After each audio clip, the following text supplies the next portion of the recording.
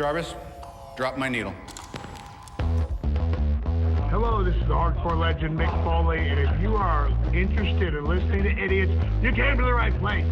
Have a nice day. Woo! That's an attention getter. He's a very strange young man. He's an idiot. What we're dealing with here is a complete lack of respect for the law. Oh my God, he's an idiot. You know, of course, that you're out of your jurisdiction. Personally, I think you're an idiot. But that's the evidence in the car. But I was going into Toshi Station to pick up some power converters. Always like to keep my audience riveted. Greetings, ladies and gentlemen, friends and fiends, and welcome to Free Range Idiocy, the podcast about everything, but mostly just the stuff we like. As y'all may have noticed, my co-host Tim is quite the man about the interwebs, whether it's trying to find out who are the participants and the winner of WrestleMania 4's main event were. Winner of WrestleMania 4? That would be Macho Man Randy Savage for the World Heavyweight Championship. And who's his opponent? That would be $1 Million Man? I think it was $1 Million Man. I'll double check on that, but you get points for getting the winner. Or simply looking to find out whether the feet pics he posted are going to pay for next year's steak budget. You can't keep this man from roaring down the information superhighway one mouse click at a time. So this show is all about him. Or more precisely, the various nerdy items turned up in his view from time to time. Boys and girls, lemurs and squirrels, may I present to you episode 164, The Real Week in Geek. I am your Uncle Todd, and with me, as always, is the man who has never met a steak seasoning he didn't like. He has been my partner in Idiocy for over 2 decades and has been recently workshopping a black licorice seasoning mixture that's sure to make at least 1 in 3 people crap their pants. I give you the man they call Tim. Greetings and salutations, my friend, from the land of the chirping cicada.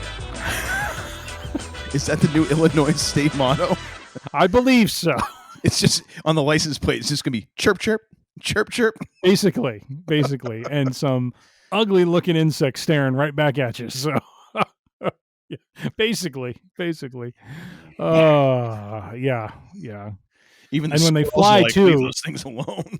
Like when I was grilling Saturday night, one like buzzed by my head. It was like, there's nothing that isn't ugly about this creature. It's a World War II biplane. Basically, it sounds ugly. It looks ugly. It's just it's ugly. Mm-hmm. Gosh, yeah, that's terrible. And of course, here in Illinois, what are some fine establishments doing? But taking one of the worst liquors known to man, Malort, and pairing it up with, we'll put a cicada in the Malort, and then you can drink it. Oh, yeah, my friend, it's a thing. You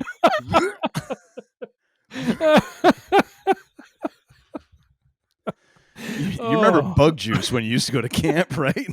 Who would have thought that we would have come to a point? I mean, just put a Tide Pod in there. Why not? Just go the whole 9 yards at this point. I've had Malort. I mean, Malort is a liquor from around. It's just a liquor from around here. It's just a liquor. It's essentially rubbing alcohol with a little bit of sugar and flavoring, and it's not very good. So it's just Oh, it's rubbing alcohol without the sugar. Okay. Yeah. Oh my gosh. So yeah, don't. Apparently, you must kill whatever germs are on the cicada because it's strong enough to neutralize that. Apparently, it actually bleaches them completely white.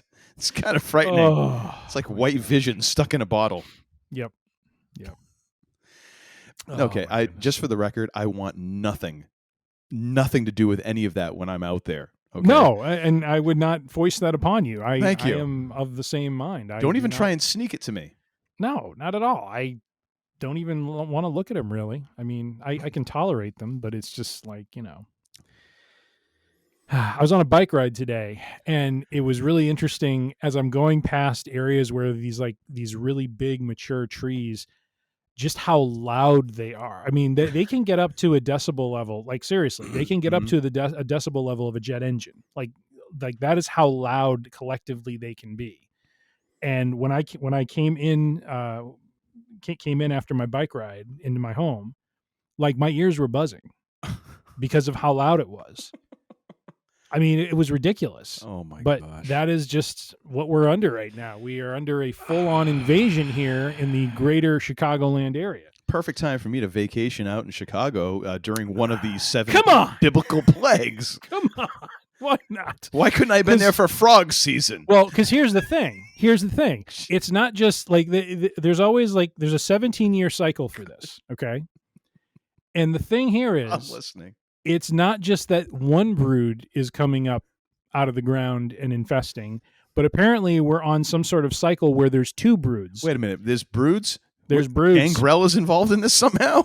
He is. Actually, he showed up last night and supported Adam Copeland in his brawl with Malachi Black.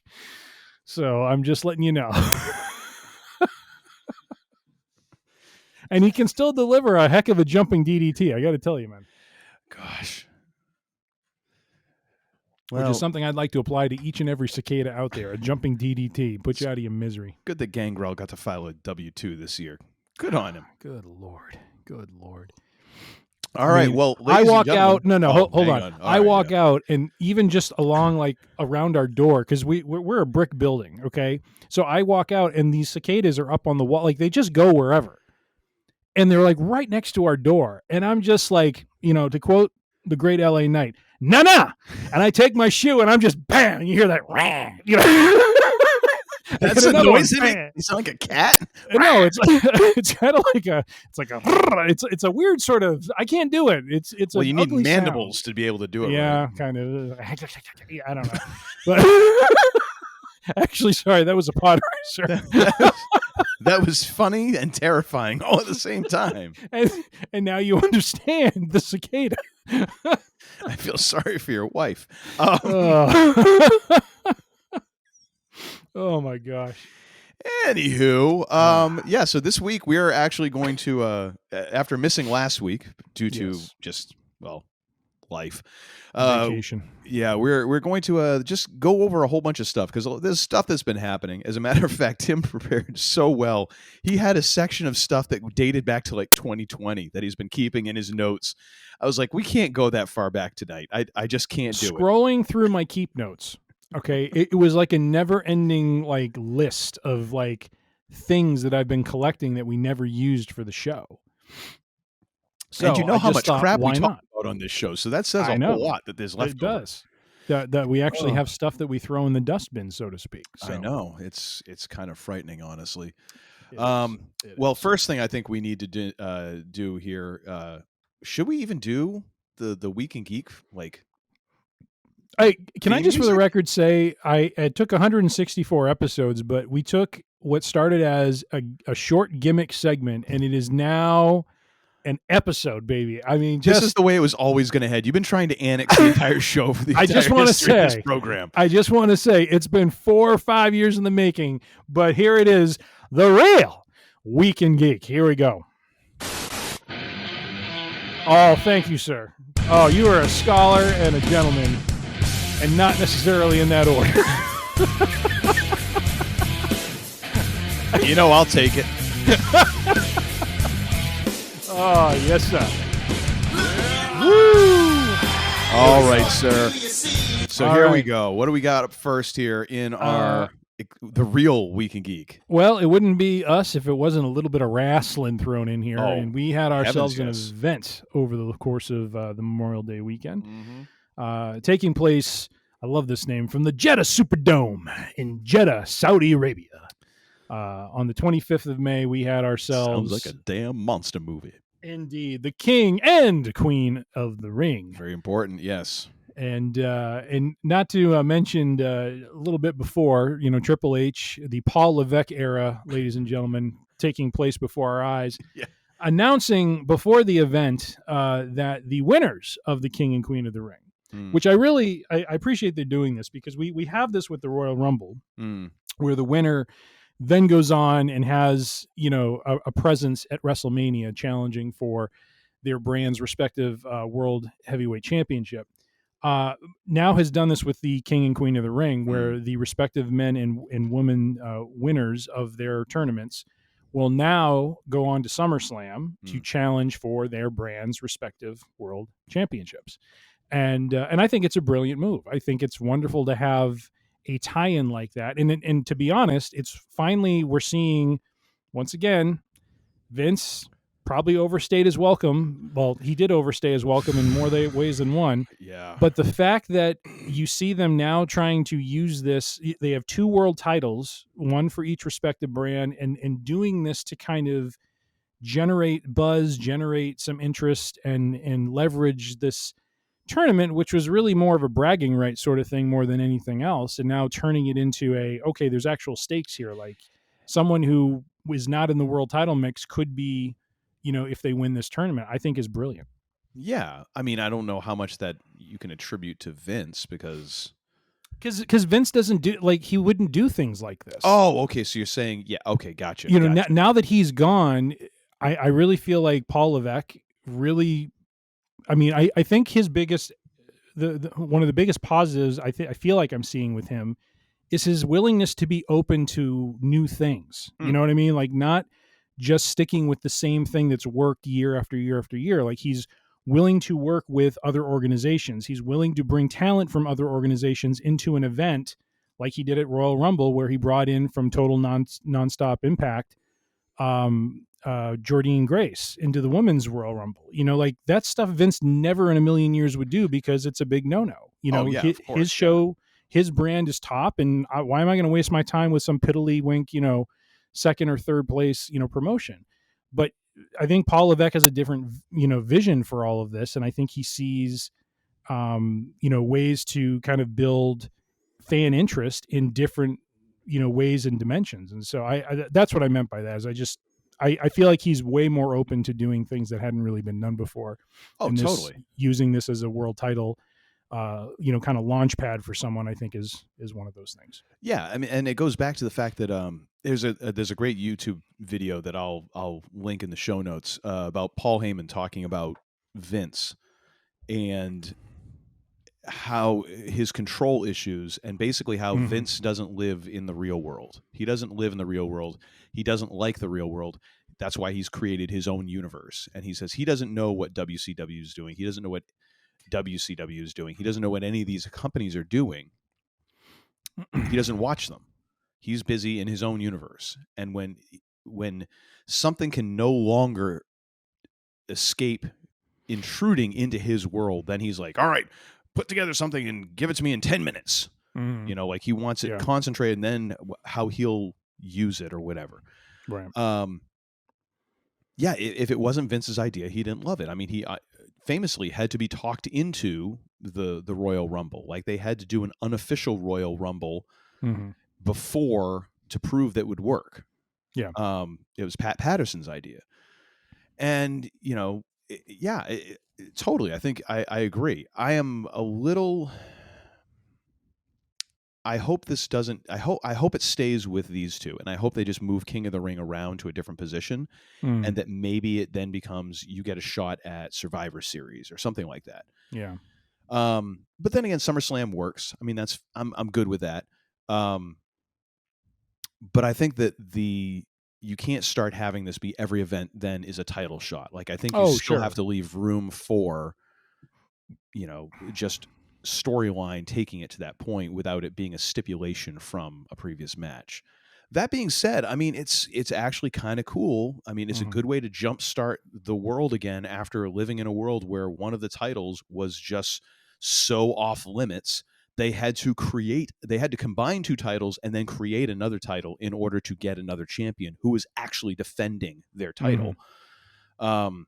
So yeah, it's kind of nice to see champs having to defend their title. And even if it is a stipulation and conjured through that mechanism, hey, at least it's something, I think it's like, I agree with you. I think it's an interesting way to go. And if it doesn't work, it'll just go away. I mean, King of the Ring went away for how long? I mean, it's been how long since they did it? And it was how long before that? Because they didn't really know what to do with it. So whatever, if it doesn't work, then it'll change. And I think, fans of today, I think there needs to be a hook for some of this stuff, and someone winning a turn, like when they first did it in 93, like I absolutely loved the tournament format. Like I thought they did a great job with it. They had different superstars seated, they had a way that they were doing that. But at the end of it, it's just, okay, this person is King of the Ring. And then it's like, well, where do you go from there? It's like, what? Well, yeah. great. So then you had, certain people, 1 year, I don't know if you remember this guy, his name was Mabel. He was part of the Men on the Mission tag team. He won, and it became a whole King Mabel thing, like for, much of that year. And there's only so many times you can do that. Right. It kind of comes down to whatever that person makes of it. Like Macho King kind of worked because Randy Savage was so over the top, like incorporating that into his gimmick that, okay, he might legitimately think he is royalty. Like you just buy that with Macho Man, that he might have snapped a little further around the bend than we all think. And now he's living the gimmick, ladies and gentlemen. It's kayfabe 24/7 inside Randy's mind. King Harley. It worked because it was Harley Race, and King Booker worked because Booker T, again, made it work. Booker T wasn't just king. He created an entire character with a whole different dialect and accent. Again, I mean, he went like way on the extreme, and it worked. It worked because he made it work, and he was so entertaining doing it. Yeah, and I mean, Stone Cold famously in the promo or the leading up to that I caught as I was trying to forward through to the actual show. When I was watching it on replay today, it made his career. Now, granted, it was just basically that platform and the launching point, and no one really cared if he was the King of the Ring after that, really. Like that was never mentioned after that event. Like he never went around and said, "I'm the King of the Ring." Like it was just Austin 316 was born, and he was just boom running with it. Yeah.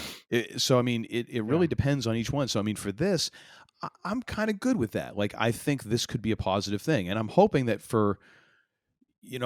Gunther isn't wearing the crown all the time and all that, and then it just becomes kind of this thing, and maybe it's like a trophy case sort of thing or whatever. Although I did read he has a name change that apparently is coming. You ready for this?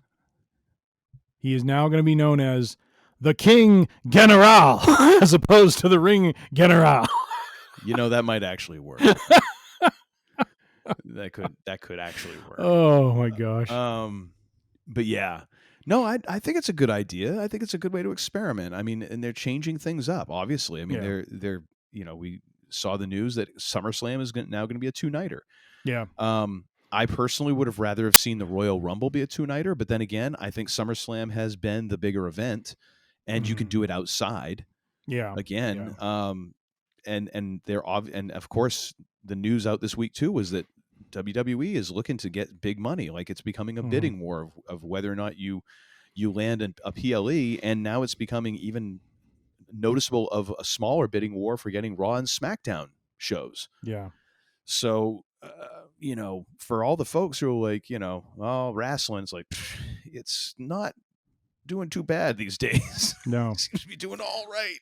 Although, just to be a little cheesy here, but a little bit of humor. It occurred to me over the course of last week. So premium live event PLE also works out to be Paul Levesque era. I just want to say. I'm surprised we haven't heard that. Although the thing is, I will say this: I'm all in favor of the Paul Levesque era. I'm all in favor of Triple H being a presence on television and at events and stuff like that.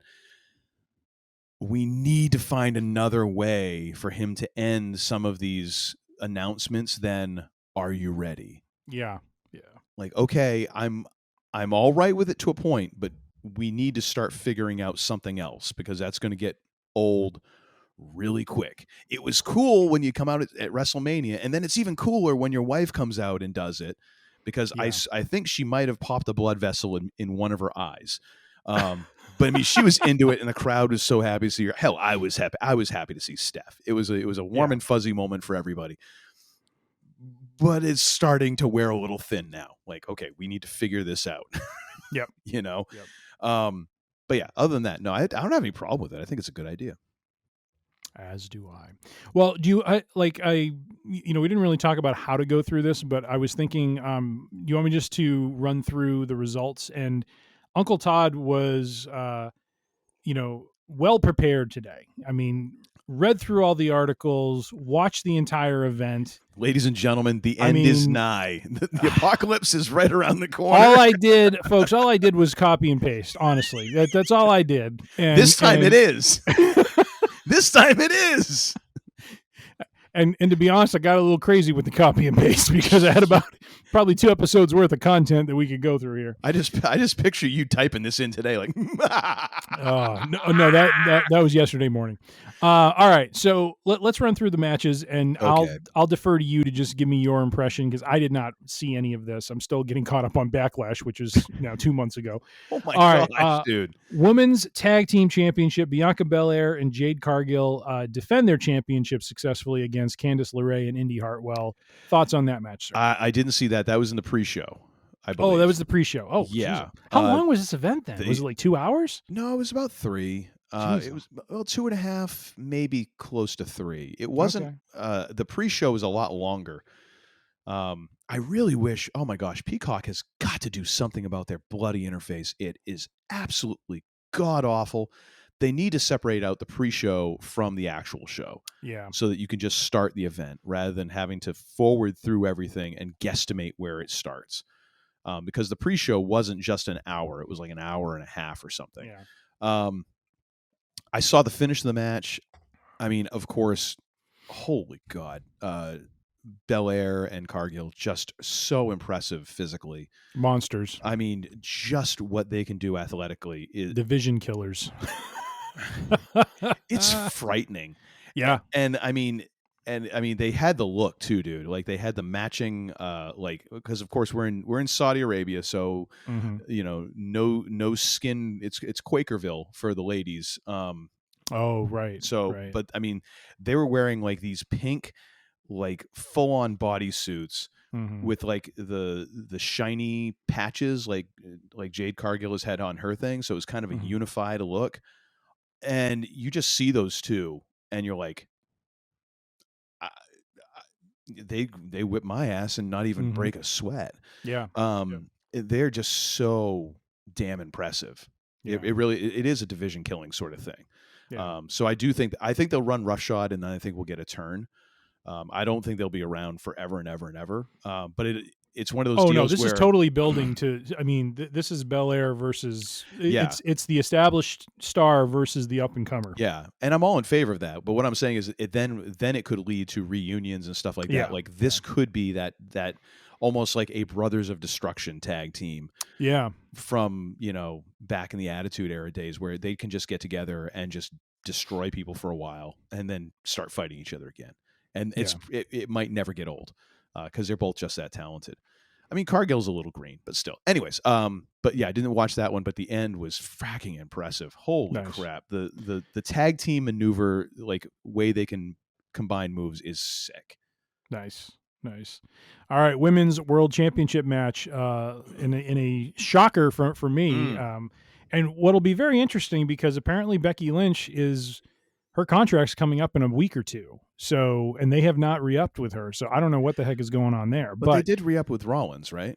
They did. So that's what's strange. So Liv Morgan defeats Becky Lynch, becomes the women's world champion. How was that match? I think it was pretty good. I felt they both came off pretty strong. I was very impressed with Liv. There was a couple of little spots of wonky timing, but I mean, nothing terrible. There was a lot of good back and forth. The crowd was into it. I was not shocked that Liv won. I felt that, Becky Lynch doesn't need a belt. Yeah. To be over. It made sense to make her the champ after Ripley was hurt, because it gives you a strong name and it gives someone a way to chase after her. But I think Liv is looking great, and seems to be getting over with this revenge tour thing. We had the interference from Dirty Dom, who, oh my gosh, insta-boos as soon as they showed his face. The man is just a heat machine.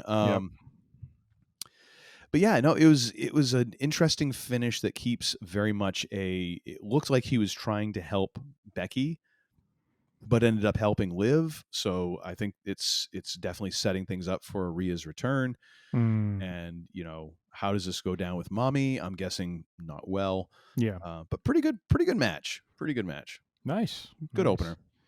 Intercontinental Championship match. Sami Zayn was taking on Chad Gable and Bronson Reed in a triple threat match for his championship, and he successfully defended. Yes. Thoughts on that? Very interesting. First of all, like the hype package with Sami Zayn, like just putting over how much he was like happy to be in Saudi Arabia, even though I think the reason he hadn't been there in a couple of years was for comments that he had made about Saudi Arabia. So they really kind of went over the top, making sure that like, and Sammy's happy to be here. I'm like, okay, we get it. Good match. Actually, I think since Vince has been gone, I feel like the triple threat matches have stepped up.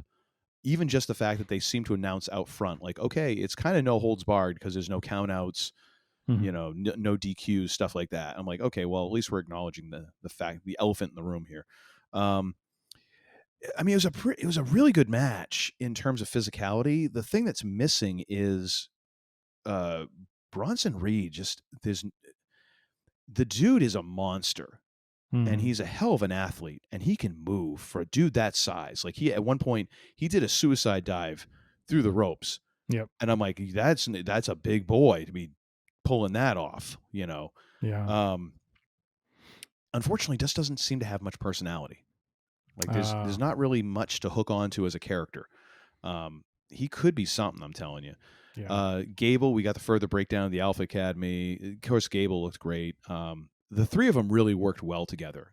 There wasn't those huge, long, dry spells of like, okay, one guy is obviously just killing time so we can have a 2-on-2. Whose turn is it next? They really kind of kept things going with the three of them for the most part, which I really appreciated. And of course, we get the further, rending of Otis's conscience. I just wish they would pull the trigger on his turn because it's just like taking forever. And I don't know. Yeah. You only vaguely care anyways because Otis is like now like a D level character. So you got to do something quick here because who really cares after a little while? The crowd's getting behind Otis though. Oh, they are, but that's because everybody. I mean, he's that lovable guy. But if you keep taking as long as you're taking to finally pull the trigger on this, the moment is going to be gone. Yeah. I don't think he has that staying power like a Sami Zayn or a Cody Rhodes where you can just kind of let it simmer and simmer and simmer. It's like, it's Otis. Yeah. It's Otis. But good match overall. I enjoyed it. I enjoyed the back and forth.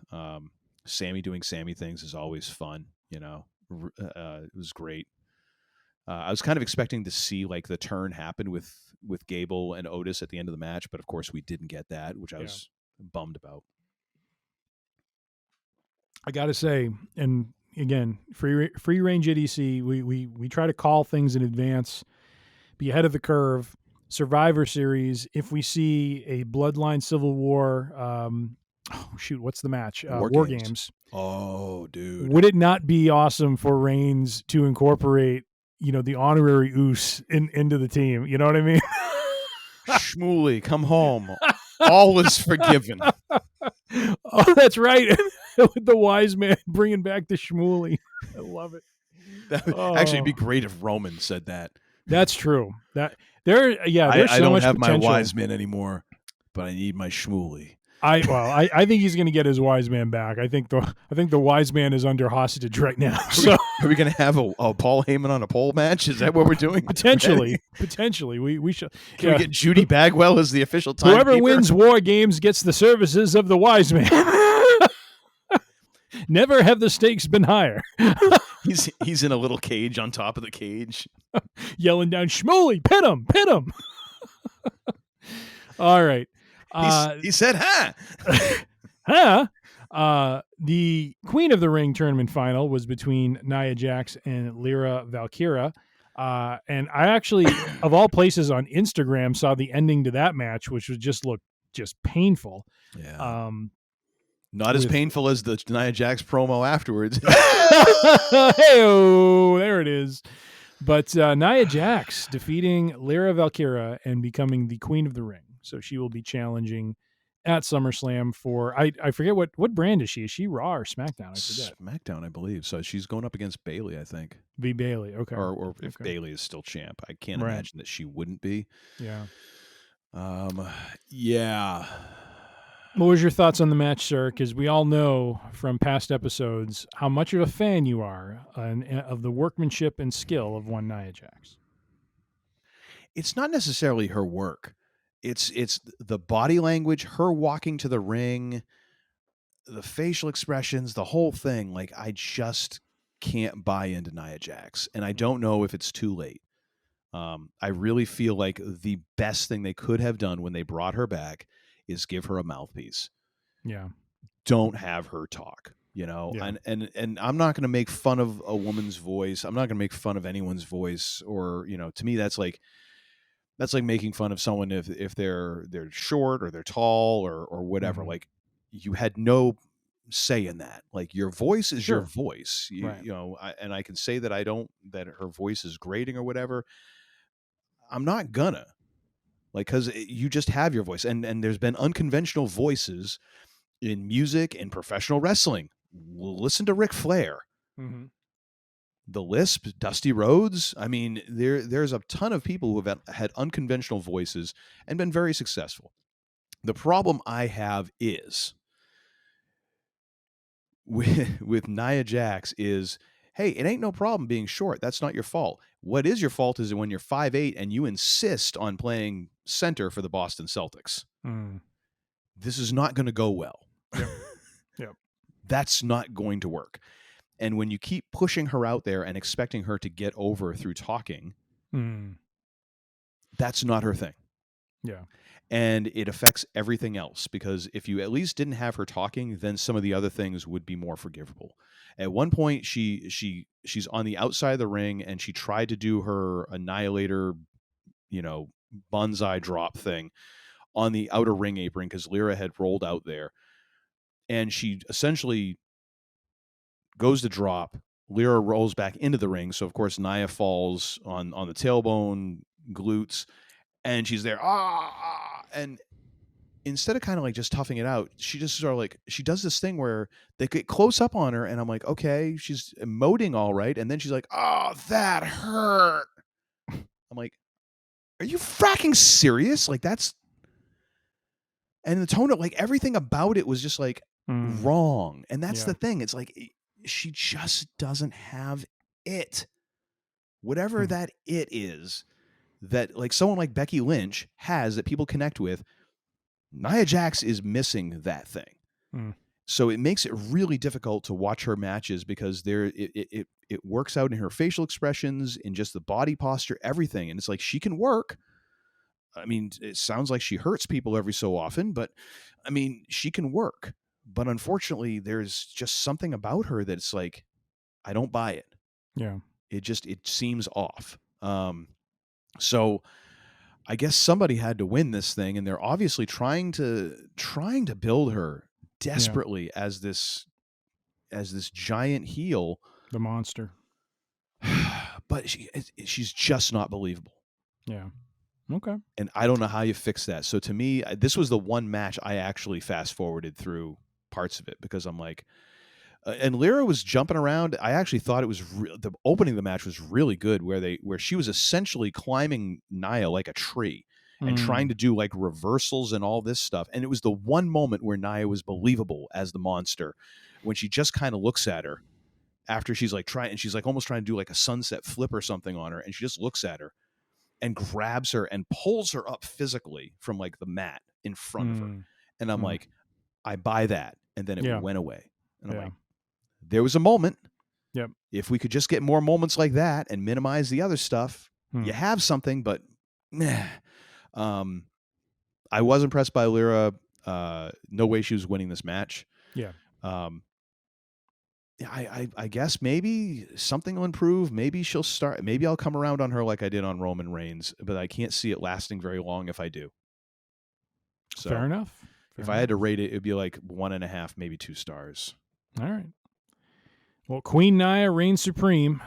Yeah. Much to Uncle Todd's. Triple H came out and gave her the crown and everything. And did you do the finger point? He did. He did.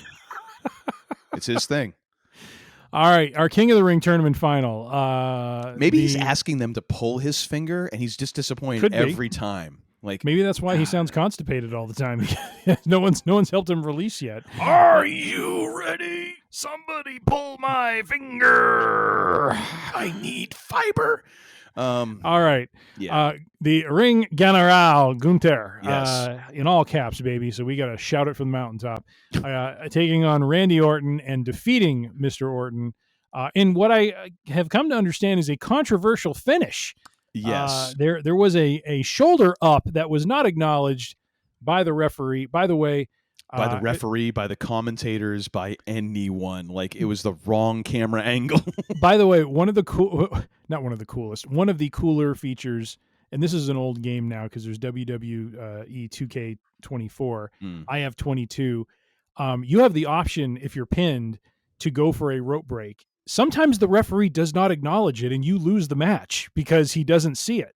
Which I thought was a very cool effect in a game to do because, that can happen.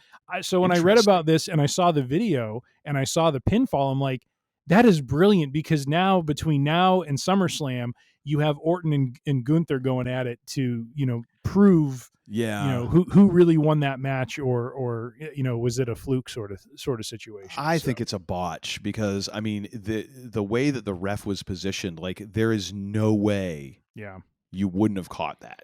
All right. Like, it's just physically impossible unless he's looking in off here somewhere. Yeah. But yeah, otherwise a hell of a match. Hell of a match. As Gunther matches will be, right? I mean, everyone who faces this guy has a stellar match with him. Well, but Randy Orton was good too. And his selling in this was outstanding. Oh, I saw on YouTube, I saw a chop that Gunther laid into him and the look on his face. Yes. And that was and I love the fact, and this is the thing, like, not to go back a little bit to Nia Jax and what I'm talking about there. Like, Randy Orton didn't get into the chop fest with Gunther. Like, Gunther would chop him, and then eventually he fired back, but he's firing back with uppercuts. Yeah. And so it'd be slap, it'd be chop, uppercut, and I'm like, obviously, chops ain't Randy's thing, so don't do it. You know. But no, this is a hell of a match, back and forth, really good drama, really good selling by Randy in terms of, because they were really getting onto his bad back, Gunther, his knee, and going after different body parts and the different holds and all that. And even in the times when it's obvious rest holds, or it's just submission moves, things like that, it was dramatic. Like, Randy's selling was really good in this, and he must really have some respect for Gunther because, I mean, I didn't realize Randy is a very large human being. I mean, Gunther is a large dude. Randy's taller than him and much more muscular these days. So to be selling for Gunther, obviously there's a level of respect there, I think, because he could have definitely made it look a lot less, dominating than he did, but he sold like $1 million for Gunther, and Gunther looked fantastic, of course.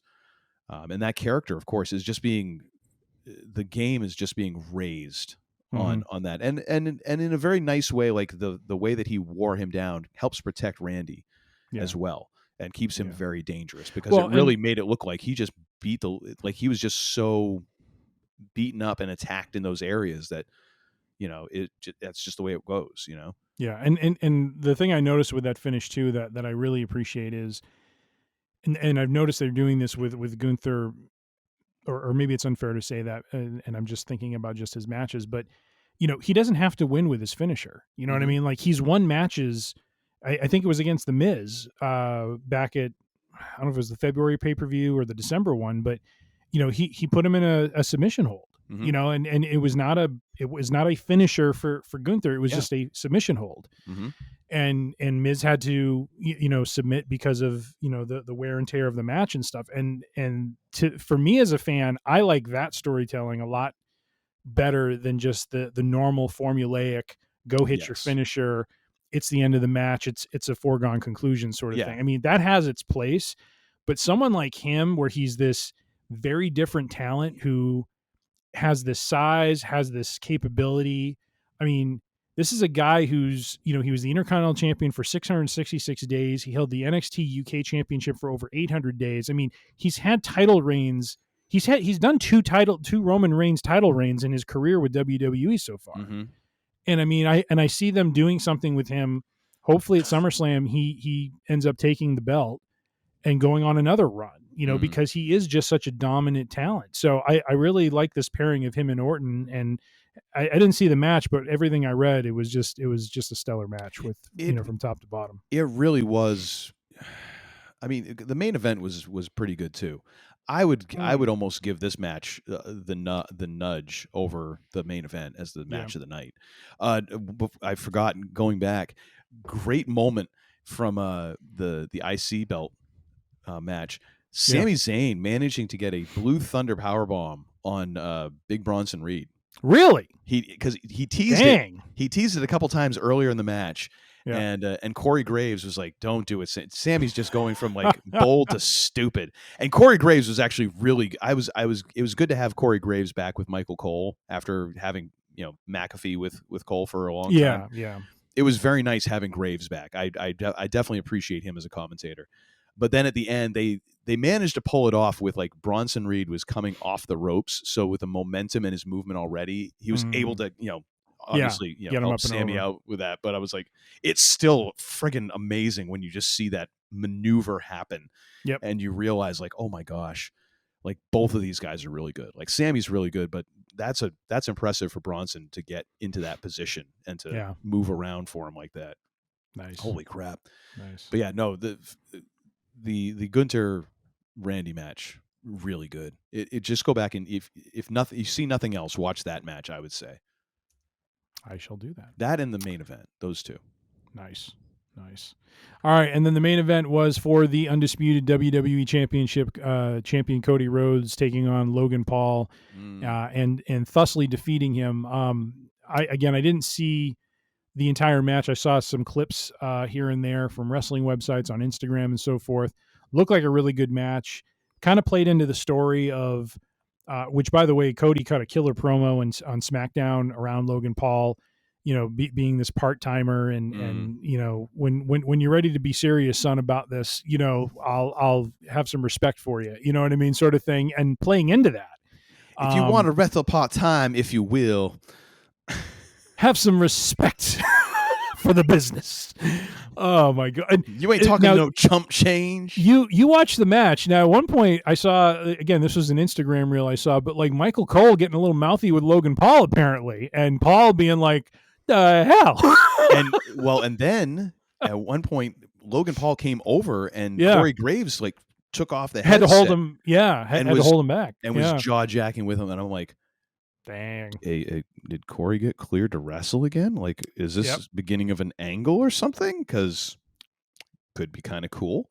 Although I forget if it was Cage Side Seats or another website was saying, well, this could be headed toward Cole once again donning the singlet.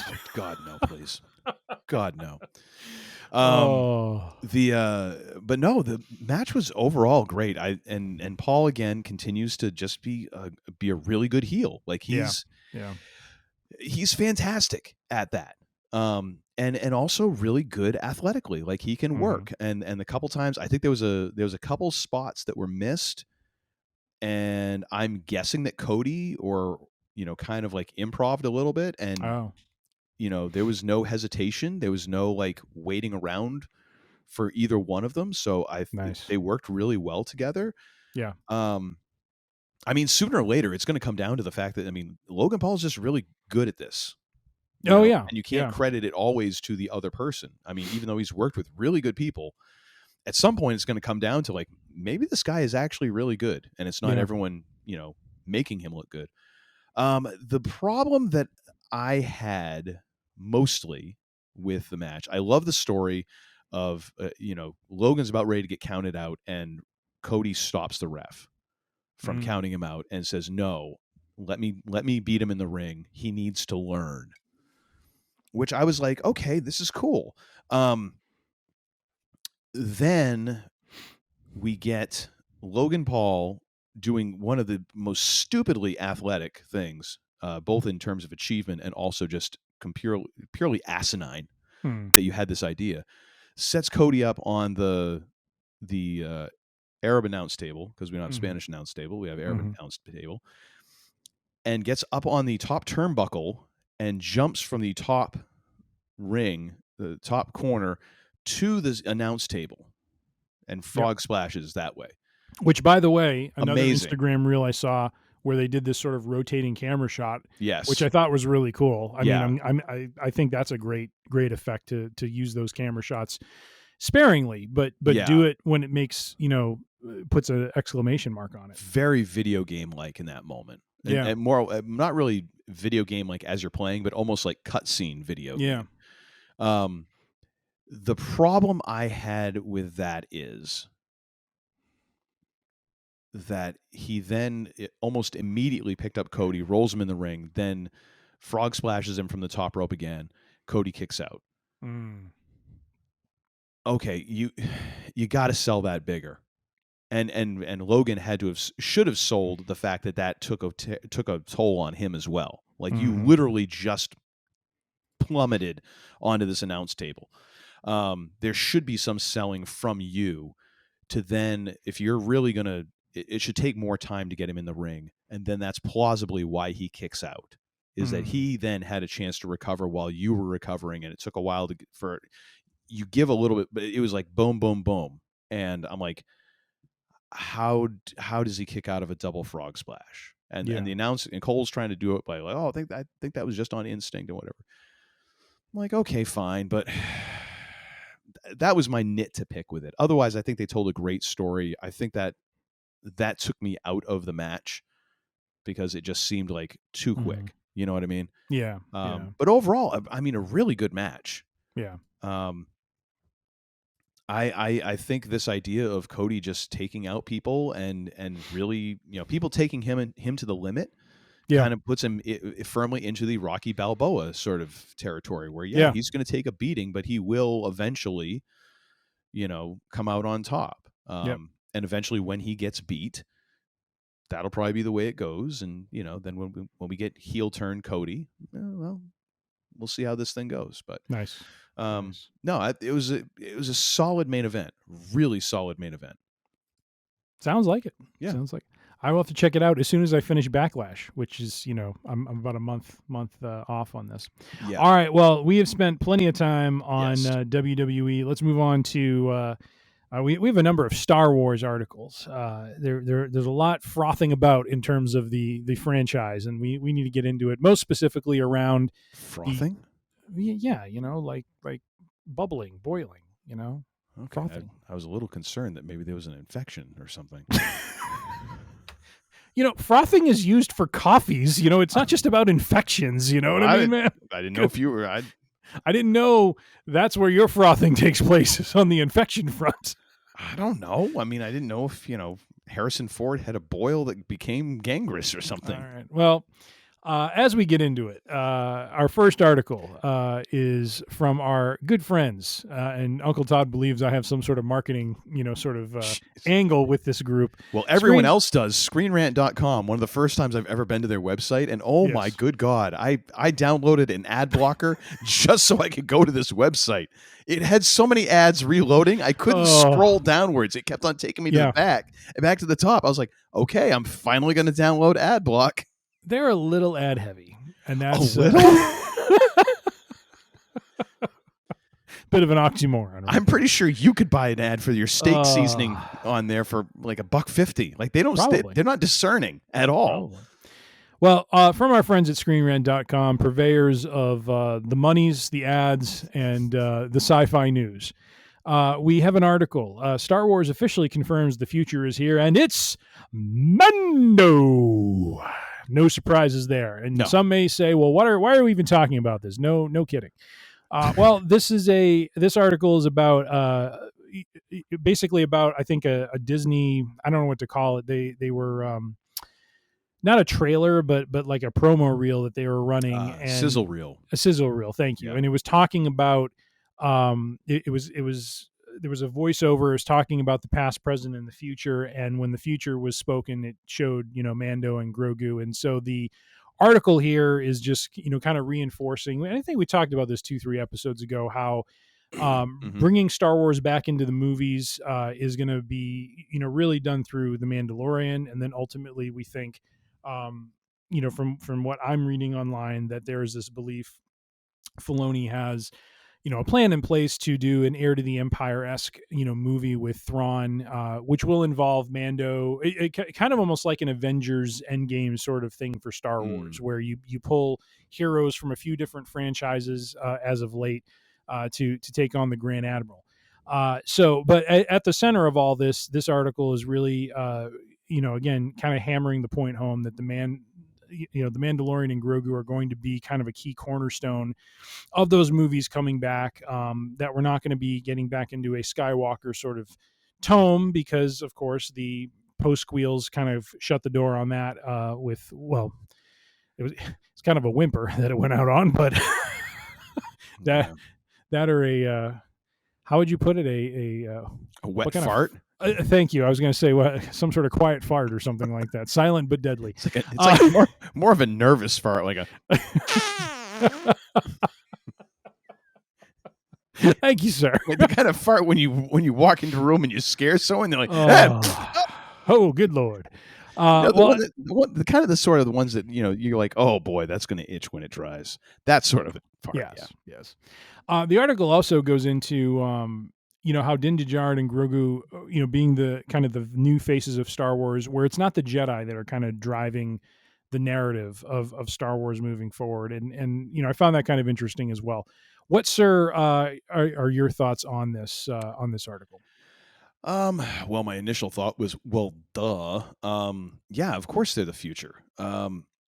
Because I think that what we've seen, especially with the post-squeal, and even this to some degree the prequel trilogy is, we all know, it's very well known at this point, I should say, that George Lucas was inspired in making Star Wars, the OG trilogy, by the serial movies that he saw when he was growing up, like Buck Rogers, Flash Gordon, all that sort of stuff, and those are paying homage to that, and that works partly because those were so old at that time. It's like that. It's the saying, everything old is new again. I mean, you and I have lived long enough that we lived through bell bottoms coming and going now twice. Mm-hmm. And that's like after they originally came and went.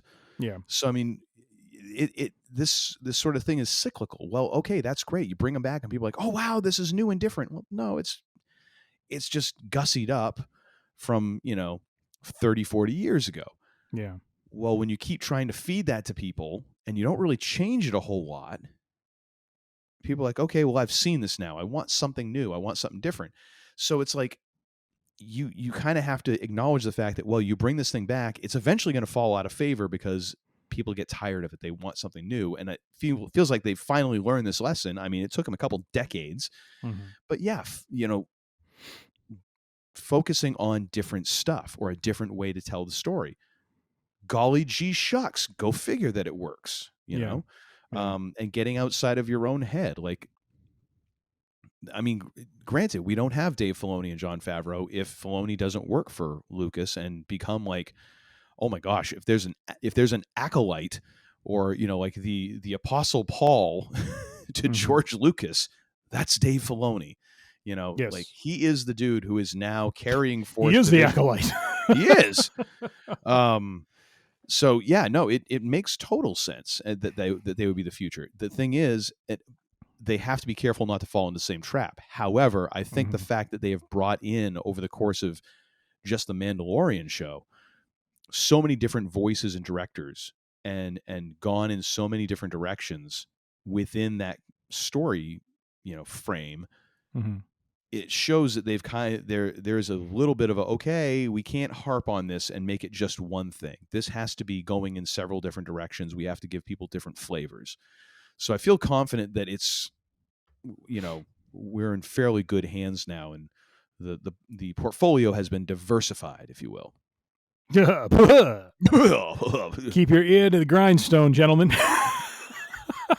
And when that day comes, may you get yours. I made that last part up because I don't remember what he says after that. All right. Well, it's all right. It's a Chuckyism. It's okay. It is a Chuckyism. Yes, suspect. All right. So Retainer. Mando and Grogu not on retainer, but they are the faces of the Star Wars movie franchise moving forward, and I think that makes sense. I just hope they do right by the characters. Season 3 of The Mandalorian was a little bit, I don't know. Don't you say it. A little bit. Don't you say it. But I have faith that Filoni will take us to the promised land. So, moving on from Mando and Grogu, the show at hand, they'll be premiering next week on June the 4th. The Acolyte is about to take Star Wars to an exciting new genre. This is from our friends at Inverse.com. Not ad heavy, and quite honestly, one of the more professional looking news story sites that I think I've seen, because I like the layout. I like the way it reads. It's very well done. But nonetheless, they are talking about how, based on the most recent trailers, we may be needing to rename the Acolyte to potentially the Acolyte Noir. Protection Agency? Oh. Damn.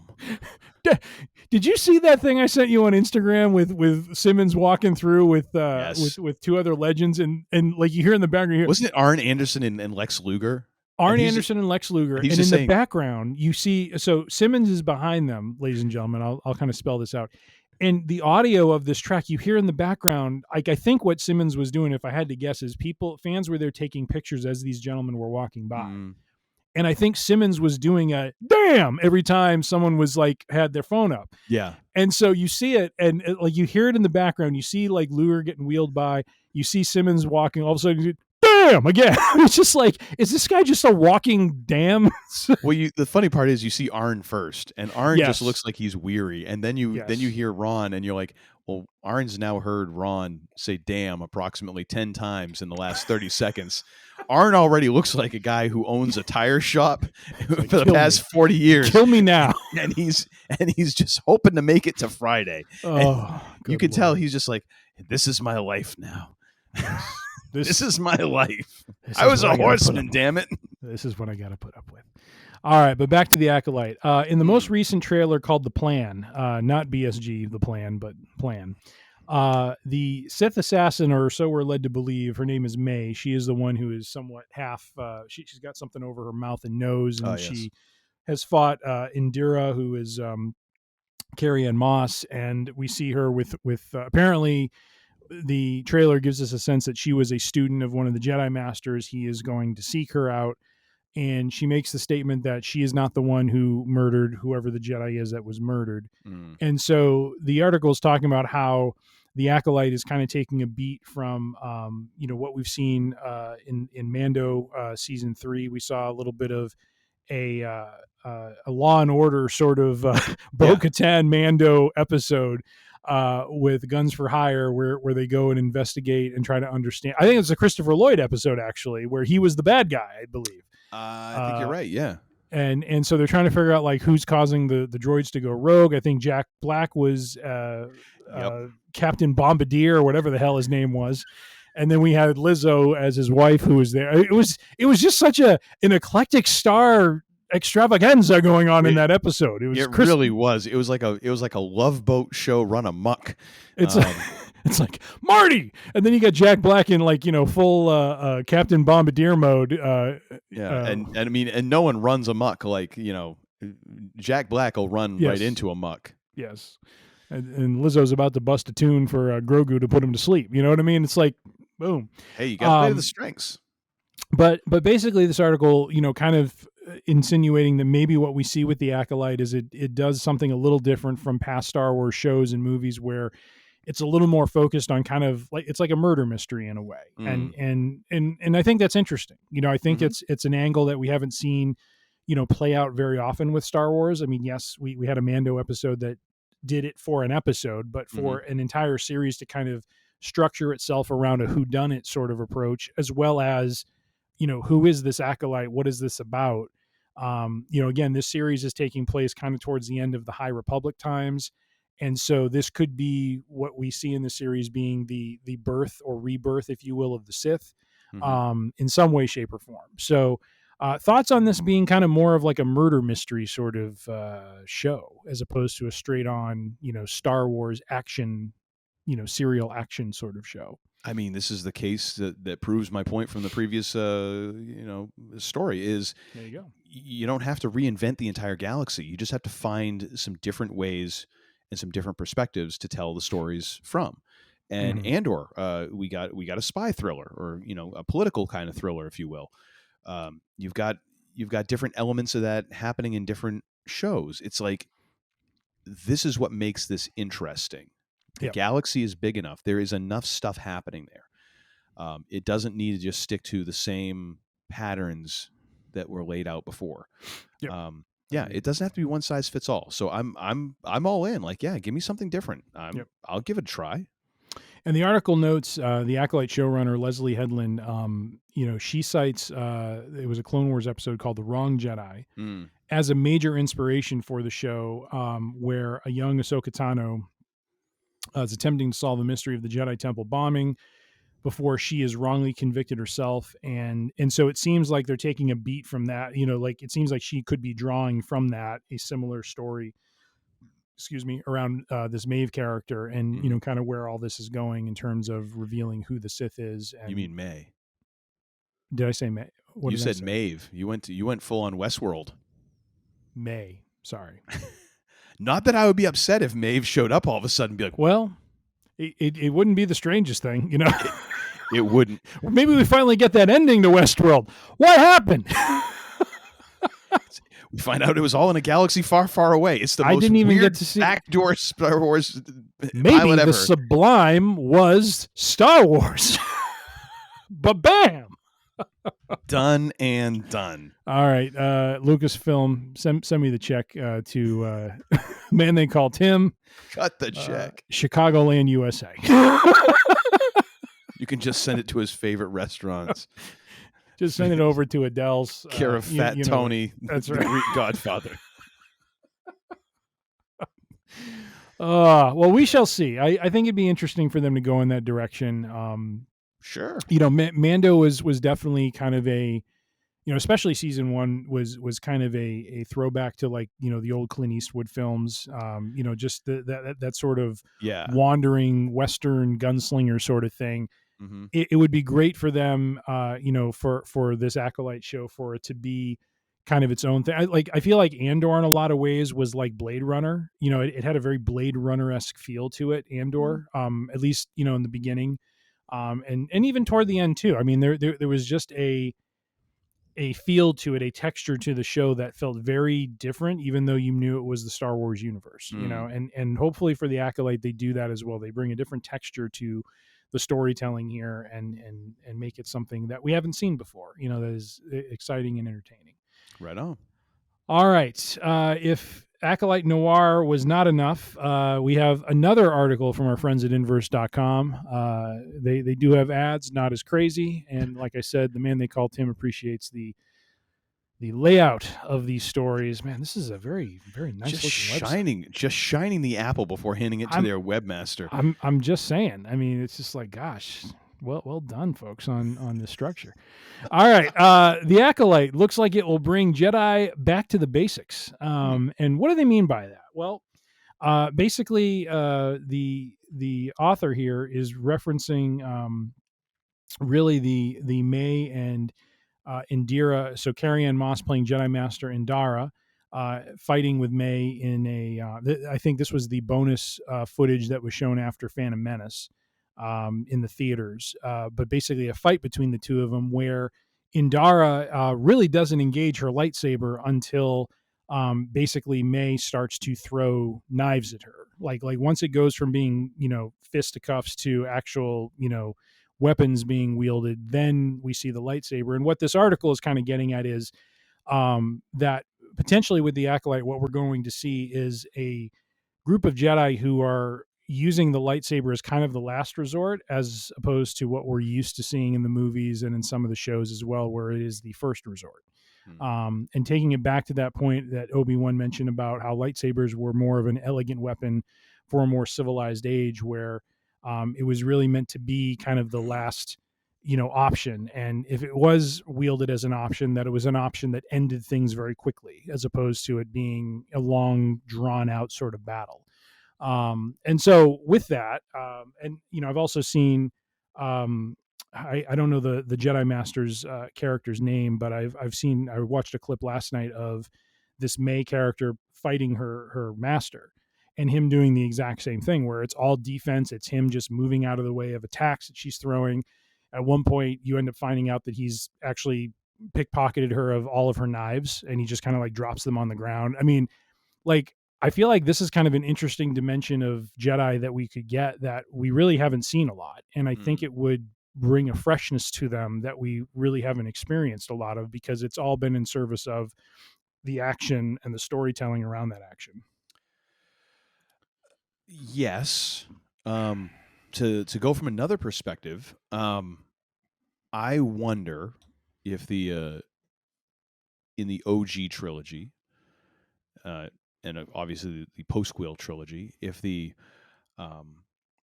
Jedi tendency to be more prone to flick your bick would revolve around the fact that, one, Jedi are endangered species at that point. Yeah. Like, there's no backup. Yeah. You're on your own, essentially. And the other being that these are Jedi that are not trained in the way that Jedi hundreds of years before would have been trained. Yeah. And in that way, it's more of you're just immersed in this life, and you are training way past what, Luke and Rey would have done, because you're constantly around other Jedi. And you're learning new techniques, and it's almost a monk-like existence where that is all you do. Yeah. And because there's so many Jedi and there's peace in the galaxy, what else you gonna do? Yeah. You learn how to do all this stuff, so you're going to be more confident in that, as opposed to a Jedi who is, you're the only one around, really, and you have only been trained by one master. You've never seen other Jedi.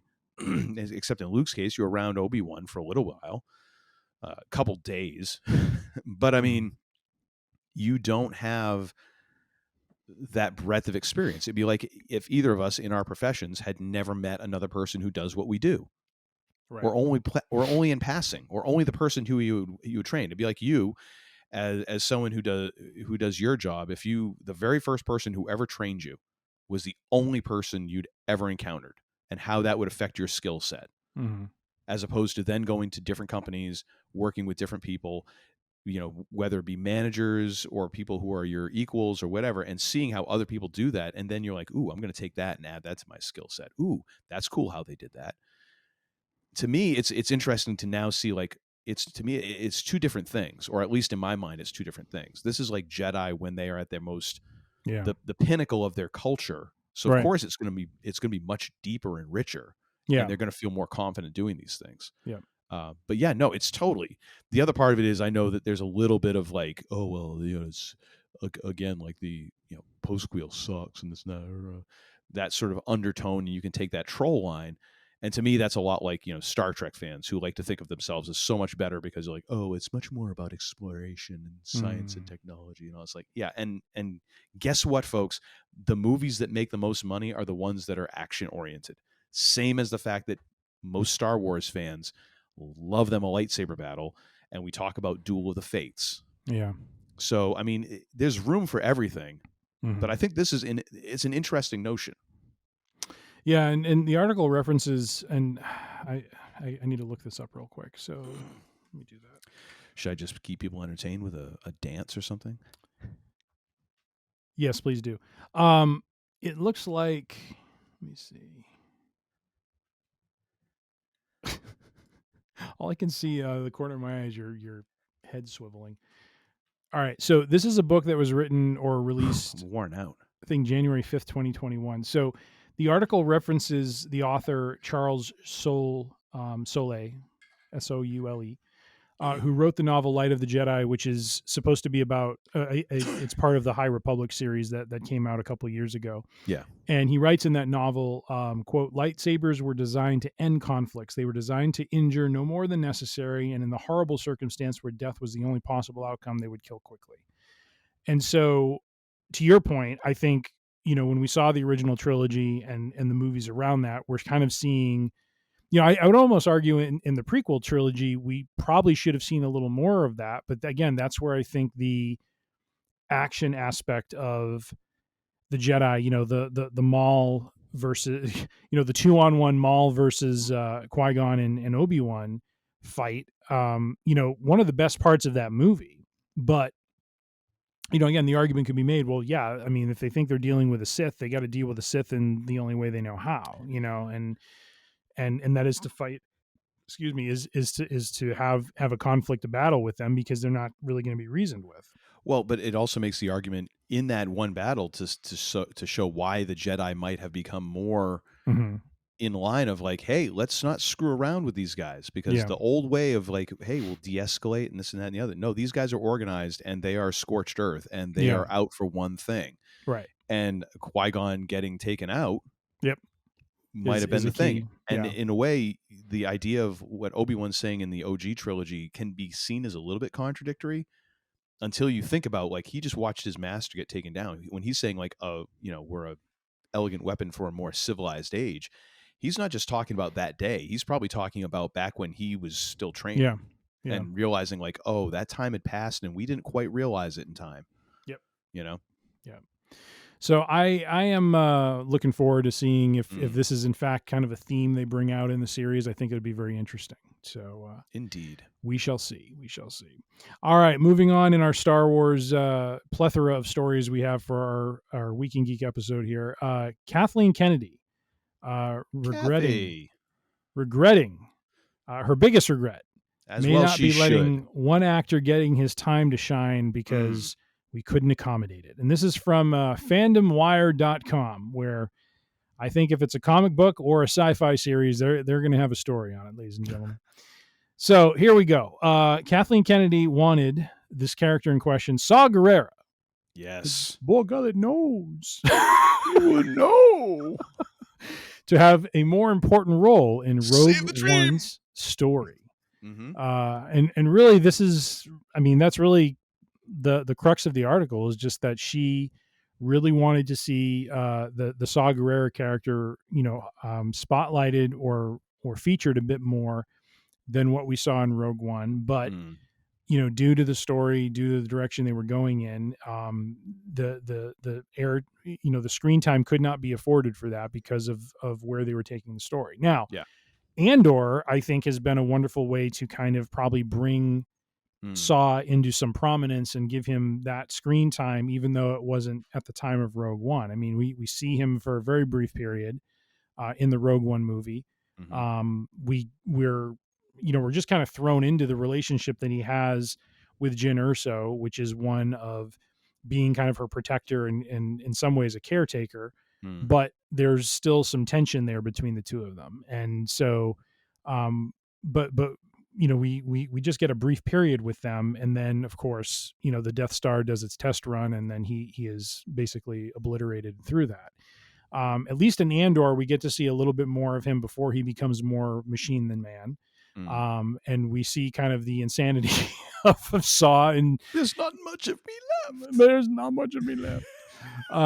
Still, I really hope Andor season 2 gives us an episode where we see how he comes into possession or at least partnership with Bor Gullet. So I want to see baby Bor Gullet on his shoulder like a parrot. Either that or like he's just sitting. He's sitting in a chair, just petting a baby Bor Gullet like a James Bond villain with a Persian cat. That's what we need to see. We need to see. Was it Lars Mc? No. Who was playing? What the heck is his name? Who was playing the good guy from Andor? He was. Shoot, 1 second. The good guy? You mean? I can't think of his name. Give me a second. Stellan Skarsgård. Luthen. Yes, Luthen. Yeah. have a scene with him like Luthen visiting, Saw, Oh, and Stellan Skarsgård. What the hell is that thing? Morgana knows. I know too. What, you want me to step on it? It's a bug. It's like one of them cicadas. I totally can see both sides of this. I can totally see why you would want this character to have more prominence, because this character is something completely new in the Star Wars canon, at least in terms of like the movie canon at this point. Like this, because he is like Andor, but way further down the line. This is someone who has gotten very comfy with whatever I have to do, and that makes him very interesting in a world that previously has just been like, oh, there's good guys and there's bad guys. And then, in between, oh, there's nothing. No, that's where Saw Gerrera lives. Yeah. But I also understand why you couldn't sandwich any more in there. Like that story as it was, it still is probably, it's great. Granted, it is the best Star Wars standalone movie that they've made to date. And arguably one of the best Star Wars movies, because it moved along. Every scene had a purpose. Everything was there, and I can't imagine adding more to it or taking away. Like it to me it's just perfect the way it is. However, in a tribute to Forrest Whitaker and the director, the writer, everybody involved, like that character immediately carried weight. From the moment he stepped into view, it just there was gravitas there, and you were just like, oh. And in a very short amount of time, you kind of got to know who that character was. Yeah. So that when his death happened, it actually had impact. Yeah. Granted, it's not the same impact as Obi-Wan or anything like that, but it had impact, which is impressive for a character who probably, I don't know, might have had 2 minutes, maybe 3 minutes of screen time, actual screen time. That's amazing. Yeah. And it was a good setup to then carry that character out into Rebels and into Andor, and it sounds like they're planning on incorporating him into other things too. So it's like even better. Like the more Forrest Whitaker in my life, the better my life is. Yeah. It would be nice to get a little Bor Gullet, but hey, beggars can't be choosers. But I agree with you that I as much as I appreciate and applaud what she was trying to do to to bring Saw to more prominence in that movie, I just don't, I say I can't see it because the movie is what it is, the story is what it is now. Yes. But to your point, I don't. The main relationship there was Jyn with her father, and you can't have Saw kind of interjecting himself in there, even though they positioned him as someone who was kind of keeping watch on on her while he's in prison basically. And so I think the fact that they were able to get an Andor series going, the article basically, it has a quote from Forrest Whitaker where he pretty much confirms that it's safe to say that he's going to be in season 2. So we're going to get more of him there. But quite honestly, that's probably the best, platform to bring him into more prominence, and rather than, than trying to muddle up a movie that had a lot of, like you said, like there isn't really wasted space in that movie. It has a lot of focus. It tells a very clear and direct story, and it's a great story of sacrifice. And he is the first one that we see, in that movie making that sacrifice is him, getting them out of there and not, not trying to save his own, save himself and save, his crew, because, he understands this is it for him, And so I think, I appreciate it, but like I said, I think because we have Andor and we know we're going to get a second season of it, I think that's the place to expand upon him further. And then maybe we get some more, live action, prequel era, content where we can, continue to explore, him as a character. So Kathleen, we appreciate it, but no harm, no foul. No, I really, the more I thought about it as we're talking, if they had that character would have taken over. It would have been like an invasive plant Like there's no way that there is no in between, because either he becomes the surrogate father figure and he has to be throughout the movie, or you just drop him in here and you do a quick backstory explanation through their back and forth. Yeah. There's not a lot of in between. I don't know how you halfway this character into the script. Yeah. It's almost like you have to eliminate her dad in order to make room for him to be there. And then it doesn't make sense anymore because her dad is the one who worked on the Death Star. So either that, or you have to almost make two movies. Yeah.